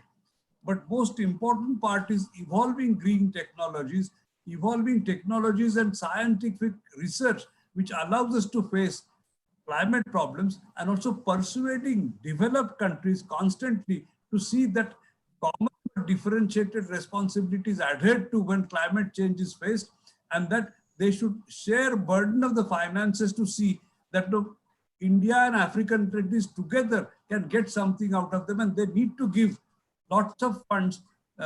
This what they give is very limited. They have to give funds and not impose reforms on developing world. Another problem that I thought I should say, and that is, concerns broader area of security. I think not many people handle it, so I will quickly put across what I feel. There are traditional and non-traditional security areas, but security should be our priority. But suppose India wants to now start trading with the African countries, the entire Indian Ocean coast and that area is important, open, and there is so much of piracy. Similarly, if you look at terrorism, Al-Shabaab is working there, Boko Haram is working in Western Africa, and all other Al-Qaeda affiliates also are working. So somewhere handling terror, handling piracy will be important from India's point of view, because otherwise trade cannot begin. Already we have 70 billion trade, but it is dwindling. So how will we promote trade? And that is a challenge we have to handle. Apart from handling security somewhere, security and growth of all regions is also our priority. And our Prime Minister has visited Seychelles, Mauritius, Mozambique, Tanzania, and all these areas, and they are going to contribute, because somewhere Indian Ocean is a very important between India and Africa. This particular partnership has to perhaps go on, and India has been also supporting AU's efforts in bringing about security, and India has supported UN missions, as Ambassador Chabra mentioned, that 5,000 forces have participated already in this particular area. I would also like to say one more thing, that the youth-to-youth collaboration, India and Africa both have a large number of young people, and how will we work out the kind of demographic dividend by kind of employing our youth, making them kind of stimulated into something which is creative between the two, is also a challenge before us. I quite agree with Ambassador Virendra Gupta. You can't rely only on Pan-African networks. Somewhere private initiative also is necessary in this area. And how will it come? We have to think of, because with the next set of years, we are going to communicate only in the digitalized world, and that has to be also addressed very squarely. Last point that I thought I should make is concerning democracy at large. I think democratization of world order, Ambassador Anil talked about. And as far as United Nations is concerned, surely Security Council requires reforms. BRICS and G20 country kind of require some admission. But democracy also is internal phenomena, and somewhere what India and Africa can take from each other has to be also understood. Somewhere I feel in a very important area of democracies, and India, for example, is a living democracy. Wonder that democracy has been among the world. India is a union of states, and somewhere it has also federalizing tendencies, and they matter. And there are countries in Africa which are now going into democratic system. And interestingly, Ethiopia, South Africa, and Nigeria, they are also working on federal lines. So how federalism can be strengthened, how federalism can be understood, how democratic governance can be understood, that can work out internally. Suppose you strengthen the bodies from local self-government to province to nation, I think democratic functioning goes on, and more democratic functioning, more ideas come, and less possibility of revolt, less possibility of tension. You can really silence guns with democracy. Africa has had very bitter experiences because of civil war, military dictatorships, secessionist movements, and only democracy can allow you that leisure to kind of get through. And how we'll function democratically, strengthen democracy first within our respective countries, then between India and Africa, and within the larger international politics in the world. All these are problems which we need to address. I think I have taken sufficient time. Financial resources are dwindling down, as one is looking at world economy, and still when kind of man gets out to work and when things the COVID crisis subsides, which is a leveler, we would have learned a lesson from this. One there is one world in which we have to fight. And in this one world, we have to get together and see that international organizations are strengthened. Self-reliance doesn't mean that we are isolating and autarkic, but we are kind of giving something of our own to poorer countries, giving them duty-free kind of concessions. Least developed countries also would require support from India, and at the same time take something out of them, like our energy requirements are there with Africa, and India has already Nigeria, Angola, and Sudan, where India is collaborating in energy sector. So the energy hungry economy of India is stimulated. India can also take a generous position, stimulate kind of different things in Africa where markets meet, people meet, and also there is a good treatment to Africans by and large. And that point which Dr. Virendra Gupta Sahab made, that the African students have to be treated also with respect in India. Many of students from Africa like Obasanjo, Buhari, they went back to Nigeria and headed the state. So we have to understand that when African students and 50,000 students are scholarship here, if they treat them properly, they'll be ambassadors of India to Africa. And that's how partnerships can be built up. People-to-people relationships can be built up. I think I have spoken enough. Thanks ever so much for giving me the floor. And I'm sure questions will be there. I'll be ready to answer them. Thank you ever so much, Manishji. Thanks, Professor Harshe, for that excellent presentation. I now move on to Ambassador of Mali, His Excellency Sekou Kassé. Excellency, coming back to, I traveled to Mali a couple of years ago and I found it a fascinating, very vibrant city, Bamako. Also, I hear that Mali became one of the first African country probably to hold some sort of parliamentary elections after the pandemic erupted. My question to you essentially is that if you could talk about, briefly about how Mali is handling the pandemic. Also, I have some questions from the panelists. I thought it was a good opportunity to address this, a couple of questions, general questions, which is that how do you look at the role of external powers like, external players like China and India in addressing the crisis Mali and Africa is facing?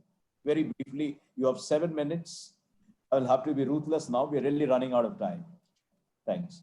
Thank you, moderator. Distinguished delegate, I would like to congratulate His Excellency Shabab for his appointment and assure him my full cooperation. I would also like to express the deep gratitude of the government of the Republic of Mali to the government of the Republic of India for his invaluable support in the fight against COVID-19 pandemic in my country. Indeed, last week, the ambassador of the Republic of India in Mali, His Excellency Ajani Kumar, hands over first consignment of life-saving medicines to the Minister of Health and Social Affairs of the Republic of Mali. Honorable moderator, lot have been said by the panelists, and I would like to focus quickly in 3 points. But first of all, I would like to echo the declaration made by His Excellency Shabab, and if it is possible to have the text of his intervention. On the first point, India has been close to Africa from the beginning of the pandemic. I just mentioned the case of Mali. In addition of this ad hoc medicine assistance, I think that India should more contribute in the implementation of the African response to the COVID-19, but also with African states. I also think that India could pull its skill in the fields of medicine and new technology to help African countries to better fight the COVID-19, but also other pandemic like malaria, AIDS, Ebola. Finally, India could help African countries in building health infrastructure, ranging from large hospital to field hospital. And you understand that all these areas of cooperation are set out in the guidelines principles issued by the Honorable Prime Minister of India, His Excellency Narendra Modi. Now, it's time to put into action the various commitments made in the framework of India-Africa partnership. My second point, I will say yes, India and Exim Bank should continue to play an important role in the post-pandemic economic recovery, but also in the construction of Africa, in close cooperation with African Union, but also at the regional and bilateral level. I would like to take this opportunity to express the gratitude of my government to the government of India and to Exim Bank for supporting my country in the field of the development. However, I would like to launch an appeal to Exim Bank to grant specific treatment to the landlocked African countries, particularly landlocked countries which face terrorism. These countries with fragile economy are struck by the lack of maritime facet and by the presence of terrorists on their territory, and today by the COVID-19. Exim Bank could ask me what specific treatment we need. I will respond by lowering the current interest rate and any other measures that will help these landlocked countries to recover economically.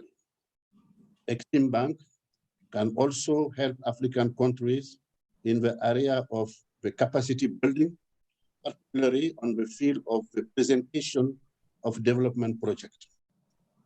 Honorable Moderator, my last point will be the issue of the reform of multilateralism. I would like here to express satisfaction and the support of the government of the Republic of Mali to the candidature of India as a non-permanent member of the United Nations Security Council next year. I personally sat at the Council Security table when the country was non-permanent member in 2000-2001. I'm also a former ambassador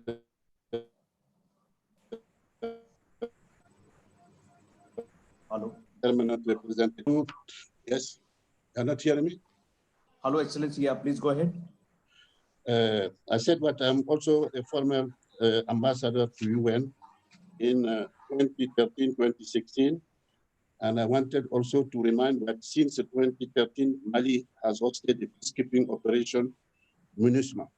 So for me to see friendly country like India, the Security Council is good news and an asset in the process of reforming the major organ of the United Nations system. India and Africa together can contribute to the democratization of the international system. Together, India and Africa can also play an important role in the process of reforming some major organs like the Security Council, like Human Rights Council, and WHO. In this regard, I think that India and Africa could establish a framework for political consultation on the reform of the multilateralism. Framework can be set up with African Union, but also through bilateral political consultation.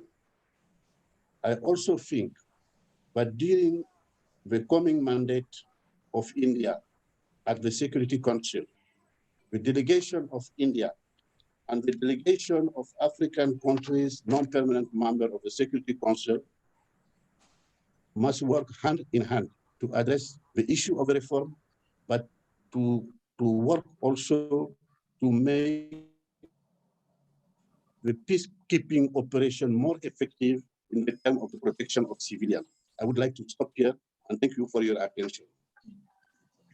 Thank you, Excellency. I'm sorry to be interrupting you and concluding your very illuminating presentation.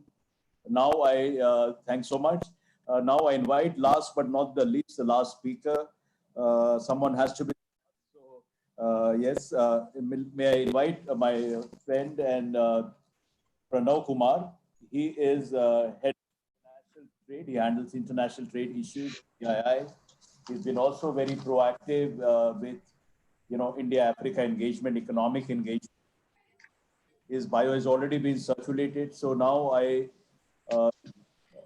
ask Pranav to speak about, to look ahead and talk about two issues which may have been bothering a lot of people actually. That to talk about everything else is fine, but what about trade and investment, which needs a stable, positive environment, Right now we're living through very despairing, distressing times. Investment, as they say, is an act of faith.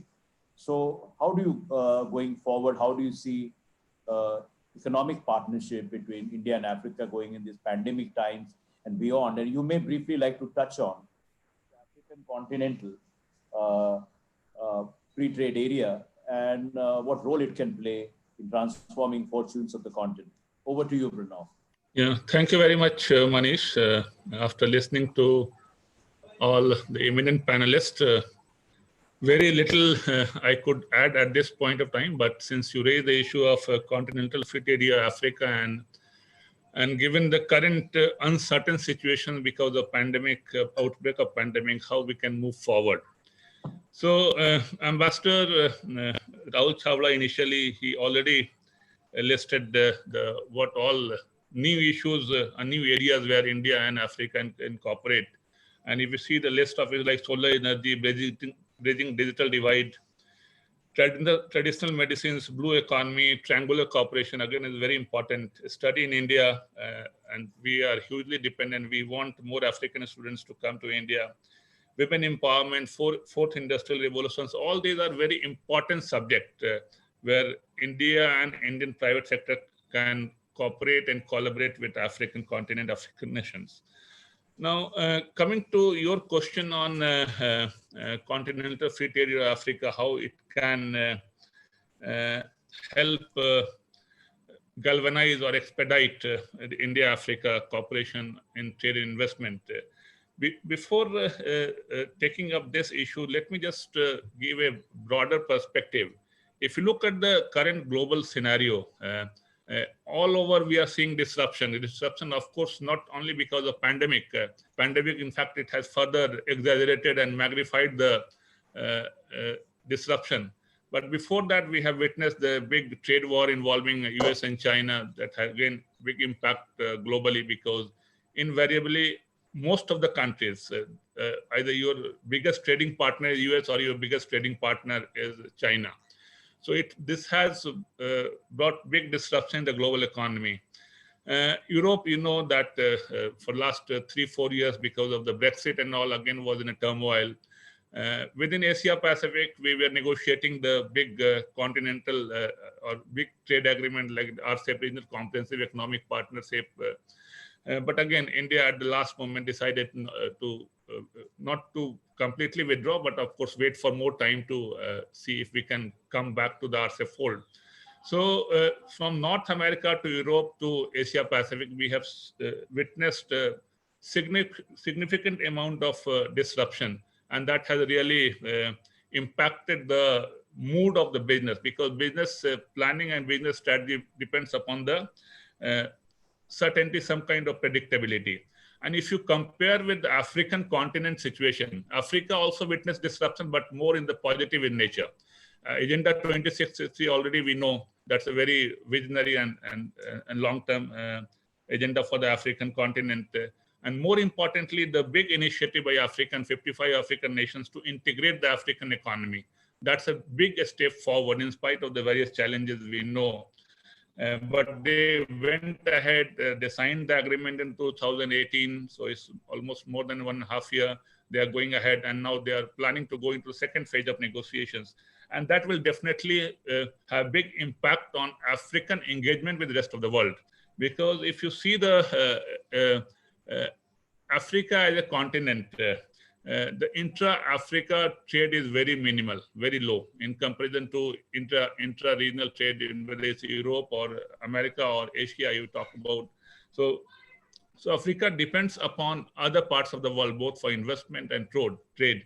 So if this continental free trade area of Africa, if this goes ahead and help in the integration of the African continent, not only it will help in intra-Africa trade, but also help in attracting more investment from India and other parts of the world.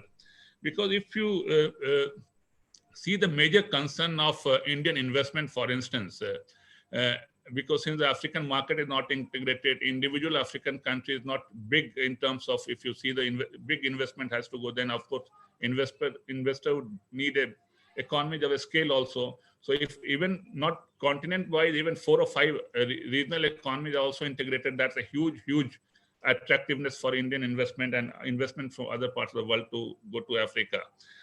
So, so this is one area which is we all are eagerly looking for. In fact, Ambassador Chhabra also mentioned about that Indian corporate circle has to be sensitized more about the progress which African continent, African countries are making slowly, but in a very positive direction about the integration of global economy, and that will have a huge impact and positive impact on the mood of the Indian businesses to look forward to African continent.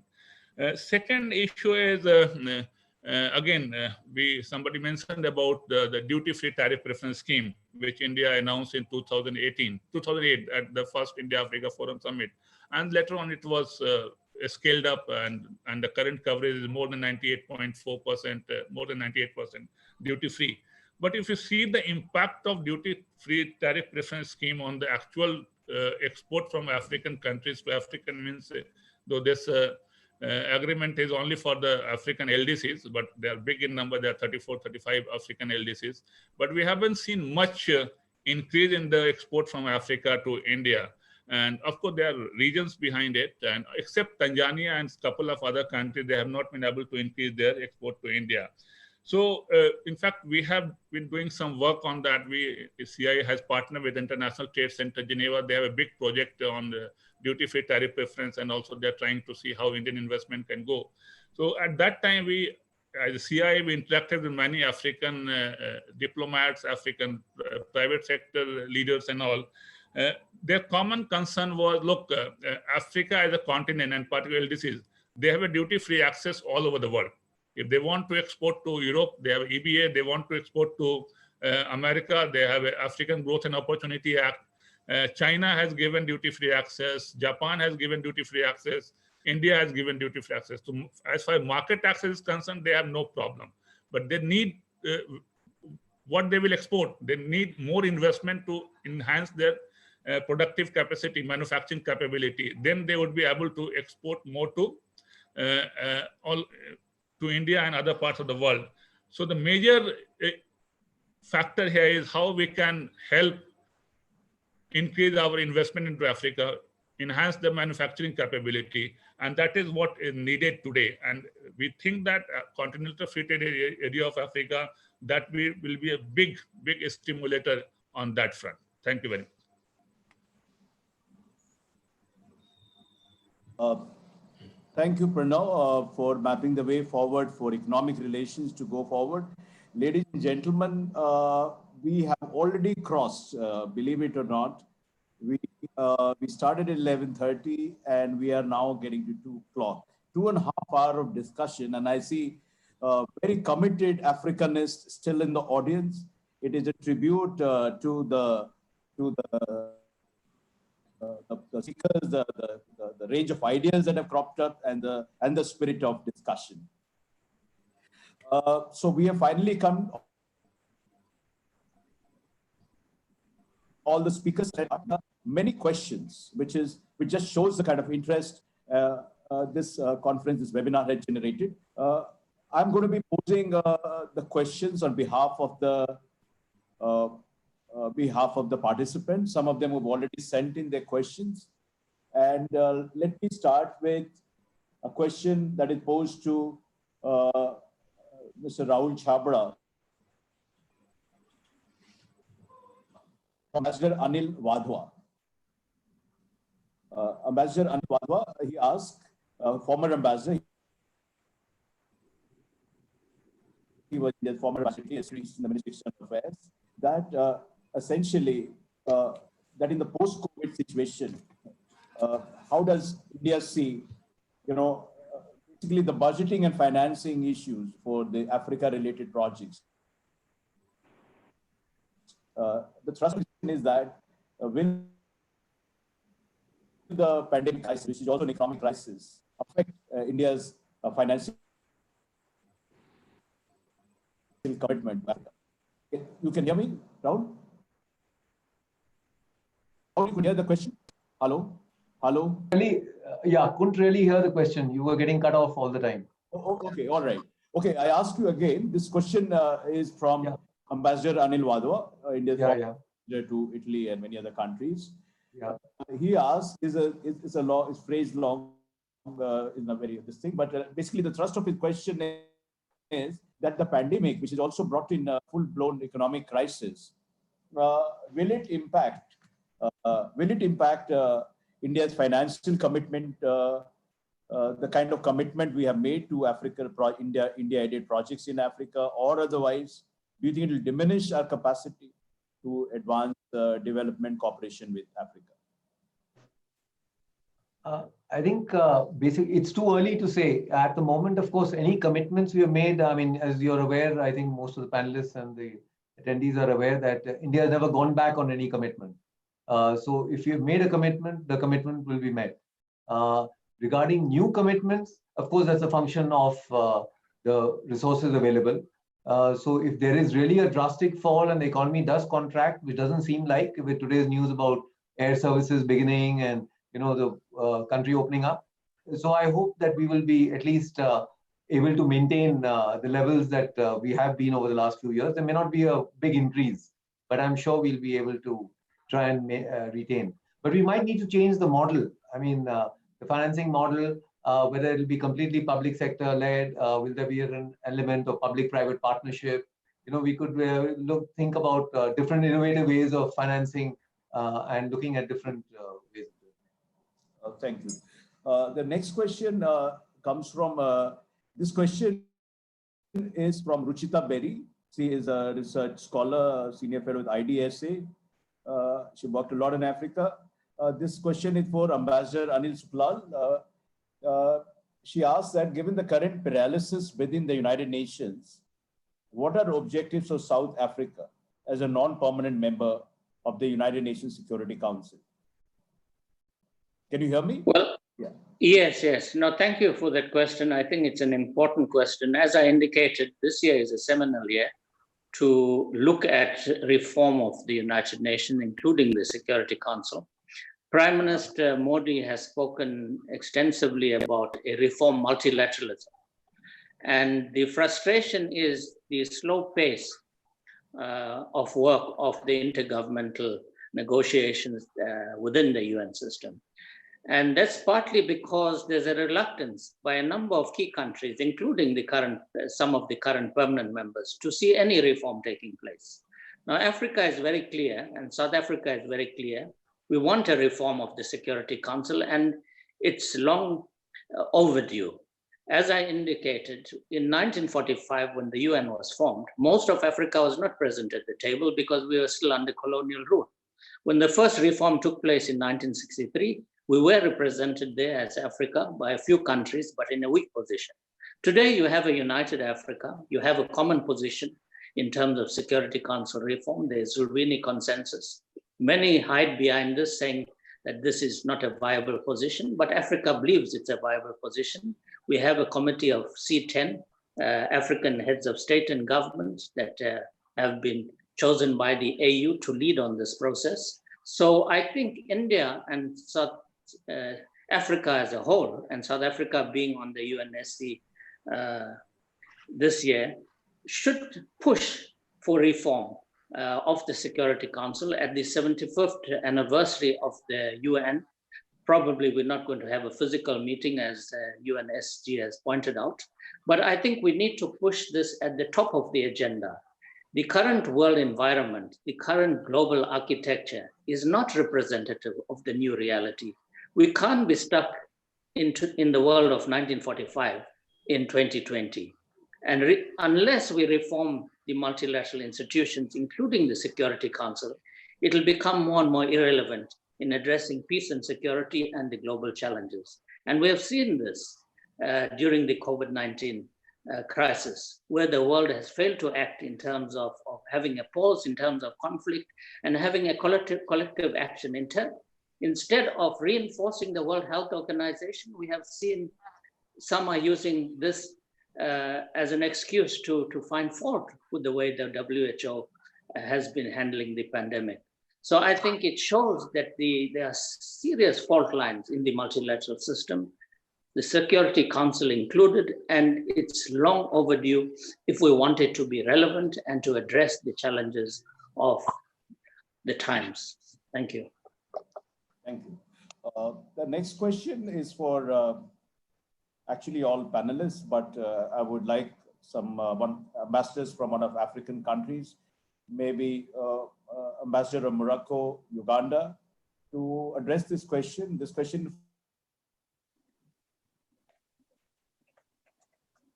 from Ambu Chatwari says, are governments across Africa using this pandemic to push through important structural reforms like India has done to introduce labor and agricultural market reforms, which will allow African countries to move up the ease of doing business? Can essentially what it means, Ambassador of Uganda, would you be interested in taking this question? That how governments across Africa can advance structural reform? No, basically what he's asking is that how governments across Africa can use this pandemic as an opportunity to advance much needed structural economic reforms. Say, for example, what India has done in the latest economic package announced by the Indian government, overall about land reforms, about let me try, and then my brother, the ambassador of Morocco, may Ambassador of Morocco, maybe one of the ambassadors. Ambassador of Morocco, would you like to take this question, sir? Yeah, definitely. Yeah. I said before in my small intervention that this pandemic constitutes an opportunity. It's a real chance for all of us to rethink our development. So I think if I start from my own point of view, from my own country, I believe that we have taken a lead into making our needs locally of the most of medical equipment that we are in need to combat this pandemic. But maybe I would like to touch upon, there is also another question. There it's, in fact, the silence in the guns would always go through development, through securing jobs, through finding, giving the youth some hope and then optimism. There are two elements also I want to share with the people, because when we think of India, Africa, we always think of getting from India towards Africa. I want to say to my colleagues in the panelists, that's the largest investment of public investment of Morocco in all Asia exists in India. And it's worth hundreds of millions of dollars, basically in the fertilizer sectors. So I think Morocco has contributed a great deal to ensuring food security to many countries. And then we were quite happy also to have helped India in reaching its food security. We have also some private investments in pharmaceuticals. So I think joint investments exist. So let us think of developing them into joint initiatives to help few countries, and then including ourselves, into development. When it comes to, for instance, climate change, the question which Manish asked me at the beginning, I think it's a success story in Morocco. And then in the energy mix, now we are producing 42% of all our needs in energy from the renewables, either be it the solar energy, while we have the largest plant in the world, or be it the hydro or wind energies. So I think there is a real opportunity, and I think we need to create and then to help more development between the African countries themselves first, and then with the partners. Because sometimes we have this problem of absorption of loans. which we should also tackle. We have also this capacity of, or probably so many investments come for a single investment. We need to rationalize and then to look seriously into different partners throughout Africa, and then also in the political point of view, reform the multilateral systems. I think many African countries have at least the conviction now that they need to develop their own infrastructure, to develop their own economic developments. And then so many of them also have taken initiatives to help their agriculture sectors, to help the industries, because all of the people are affected, whatever the scale of the countries are. So the help is important according to the availability also, and the importance of the economies in these countries. Thank you so much, sir. Thanks, Excellency. The next question is for Mr. Rahul Chhabra. Rahul, this question is from Vijay Nayak, senior Indian journalist. He is asking that, India and Africa, the two sides have been talking about some ambitious plans for blue economy. You are in Kenya out there, what do you make out of, the future of blue economy cooperation between India and Africa? Yeah, definitely. I mean, it's one of the, as I mentioned, it's one of the new sectors that is going to be focused upon. And Kenya is putting a lot of emphasis on this sector.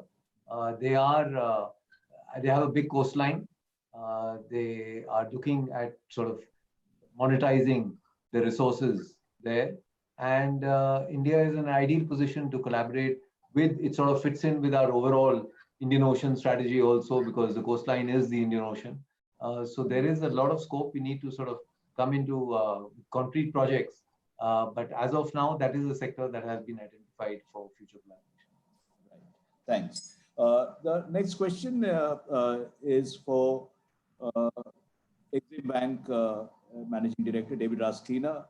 There are questions from various participants, essentially on the line that how can we utilize line of credit from Africa, from India for agricultural inputs like fertilizers, pesticides, mechanization of small and medium scale farming. Essentially, how can lines of credit be leveraged to promote this, to further advance agricultural partnership, and an issue that will require greater importance in days to come, food security. Thanks. Yeah, thank you. And the point is well taken. Food security is going to be a key issue for Africa going forward because of the COVID pandemic. However, the gentlemen or ladies who asked the question, perhaps they're not fully informed, because quite a few of the lines of credit are in fact extended for the agriculture sector. This could be by way of equipment like agri tractors or threshers, combined harvesters, equipment for this. It could equally be by way of improvement of yield for the production of maize, cassava, rice. Senegal, for example, has been a very successful example where the yield of rice cultivation has increased to a point where certain parts of the country are now fully self-sufficient in rice. So I suggest whoever asked the question, do take a look at some of the list of lines of credit on our website. You'll get an idea of where it is already being utilized. This is also for downstream. For example, it's not just cultivation. It could be the processing of tomatoes into tomato paste, or mangoes into fruit pulp, and so on. Remember also that the choice of project always is with that of the recipient government. I'm sure many participants would love to see that. Others may prefer other sectors, but it is the government in Africa of that country which chooses what is the project it wishes to go. I'm clubbing a few questions because essentially on the line. Can I say something to that? Yeah, please go ahead. Yeah. Go ahead, Excellency. Yeah. I know that the Prime Minister gave us guidance and said, what you will do depends on your priorities. But I really like to go back to the question of creativity with the money that's availed by India to Africa. Now, clearly, the top executive of Exim Bank is going strictly by what the government of India has told him. But I think that we have to, in this post-COVID way of doing things. We have to re-examine how that money goes to Africa. This is something which has not been said by me. It's also been echoed by, I think Ethiopia said it and other African ambassadors have said it. We have to re-examine that because there are some, I know that there are some Indian companies and some Indian entrepreneurs who very much would like to go to Africa and do things in the lines that they are used in, their business in the lines of their expertise. They would like some funding to be able to do that because they rely on backup. But when they go to Africa, they find that there are no equivalent of Exim banks in Africa. So when they ask for government guarantees, sometimes the government does not provide any money. When they ask for a little funding in the country which requires their project. For example, I'll give you a practical example. There is a cassava person who wanted to do cassava into starch, cassava into liquids, cassava into pharmaceuticals and so on. And he wanted a little funding from government X. And that money was not available in the government, but it was here. The same government had money which was available to it in Exim Bank, you know, and the result is that that money is caught between the two governments and it's not able to execute its projects. The other country, the country where the project is supposed to be executed, on the other hand, is losing out because it's not taking advantage of the Exim money. Really, we have to think through that, I think.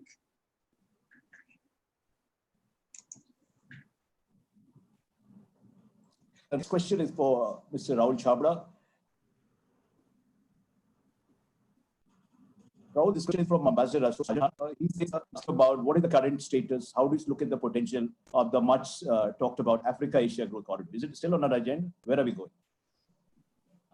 Yes, it was launched a few years back, but as probably some of you are aware, it's completely a think tank-led initiative. So RIS on our side and a Japanese think tank on the other side. So it really, the government of India is supportive. They're waiting for, if any movement has to take place, it's really the think tank-led initiative. So when they come up with ideas, proposals, we are ready to take it forward. Next question, I'm combining so many similar questions have been asked by a lot of panelists. And I would really appreciate if some ambassadors from African countries will address this, which is about, you know, pandemic has also triggered a kind of a geopolitical game, if I can put it like that, summing the spirit of question being asked. As in, you know, the competitive power play between major powers, major external players in Africa. And obviously, when we're talking about this, we're talking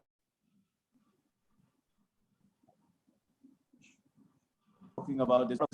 China, of course, they're all bashing on China being blamed by for the origin of for the virus. With China going forward, and essentially the world, we don't have time to really touch on that. What is Africa's strategy for engaging with the world, balancing different players with their competitive agendas? Who would like to? And let me try and let's see whether my brothers from Morocco and Mali will help me. But I think that Africa's priorities have already been set out by Africa Agenda 2063. And that contains the aspirations of the continent on a wide area, on security, peace and security, on development, on climate change, on every aspect. These are the issues which concern Africa now. Political rivalries as to the big powers. We have seen big powers fighting before in Africa, for Africa. We have also seen where they have taken us as Africa. Basically, they've left us sometimes in a worse state than we were before.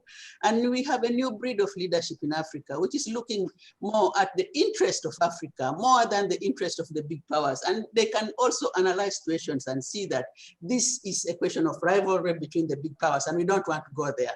Basically, Africa wants the best for itself from whoever is prepared to ally with us in the areas of our interest. It's time that Africa set the pace, and I think it is doing so. Ambassador of Ethiopia, would you like to address this question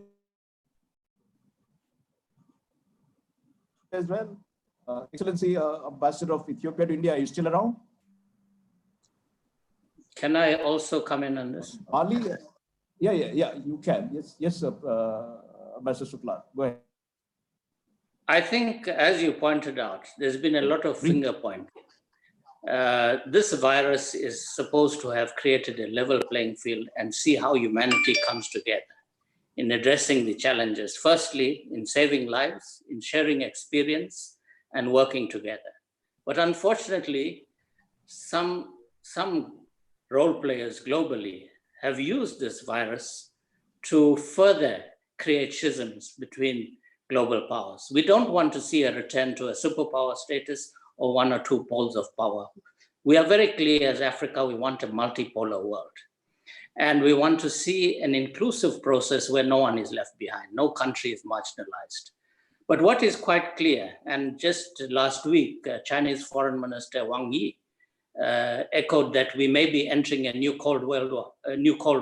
We don't want another Cold War. We know the casualties of the last Cold War. It's always the poorest of the poor that suffers most.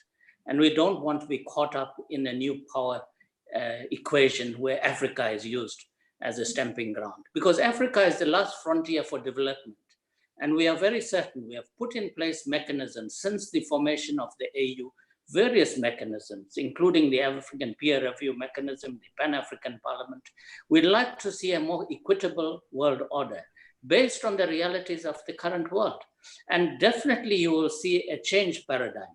You will see a new paradigm in terms of how partnerships are going to be forged in future post-COVID, because COVID has exploited the fault lines in terms of a few countries trying to gravitate and hold power and marginalizing others. I think that era is over.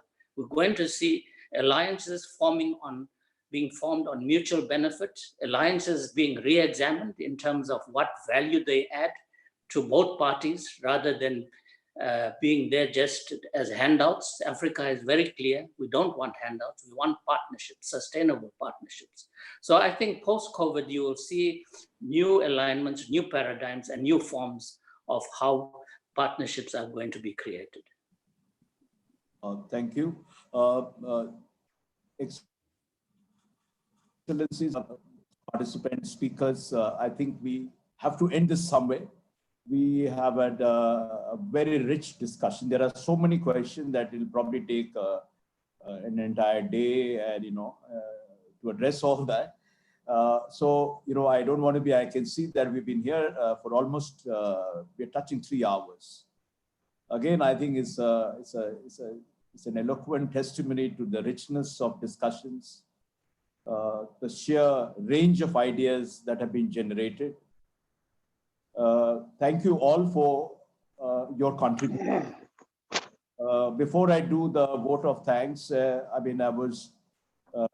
me also point out that all your suggestions and recommendations that emerged out of this, we'll be putting it out in the next edition, hopefully in the form of a book as well, because this is really a very rich, layered discussion. I would also, of course, we have the recording of the entire conference, but I would urge each speaker and you will hear from us in the form of some question which you've addressed, that if you wish to add on or provide a written in the form of a book without long preambles, you're most welcome to do so. At the end of the conference now, it's basically for me to thank above all Rahul Chhabra, who has taken time off from Nairobi, and much before he takes charge, he probably is going to be doing that in the first week of June. Before he comes in here, he's going to have a busy time supervising evacuation flights and a lot of work. But Rahul, thank you so much for joining in, sharing your thoughts, and connecting with the people you're going to be seeing more often as you come to Delhi and travel around the world. Thank you to each of the speakers. I can't thank you enough for really making it and for sticking out right till the end. I mean, it's exemplary tenacity, exemplary interest, and above all, to the very loyal, very dedicated audience, especially those who have hung on right till the end. So, ladies and gentlemen, it's time to say goodbye. Do share your feedback. We will continue this. I was going to ask Rahul one more question, but I think I'll restrain. Essentially, everybody's talking about the next summit, but with the uncertainty spawned by the pandemic, I guess it's really difficult to speak about that. Let me just end with, this time we're talking about Africa Day, and we talk about it's time for Africa. I mean, for all of us to really engage with Africa, it's always time for Africa. And the spirit of oneness, which I spoke about right at the beginning, that beautiful poem, that spirit of solidarity is what will carry us through. My last thought, which is this, that as we gear up to face next few weeks of lockdown and the related, it's still going to be a difficult time. We don't know how it's going to pan out. Different countries, different geographies are at different stages of the pandemic. But I end this with, on a very hopeful note, by a poem from a Ghanaian poet, Ama Nuama. And she says, to the children of future, no shoes to put on their feet, who have barely any food to eat, who believe in some unreal hope, still dare to dream wild and free.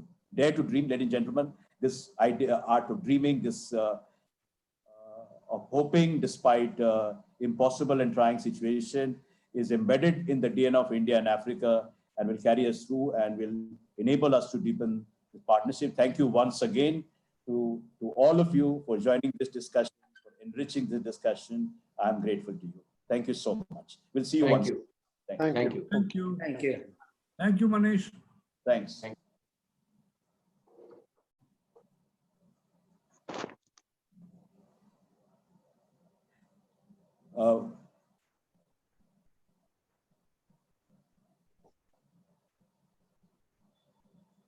So meet once again. Thanks for your time. Yeah. Okay, so I'm switching off now.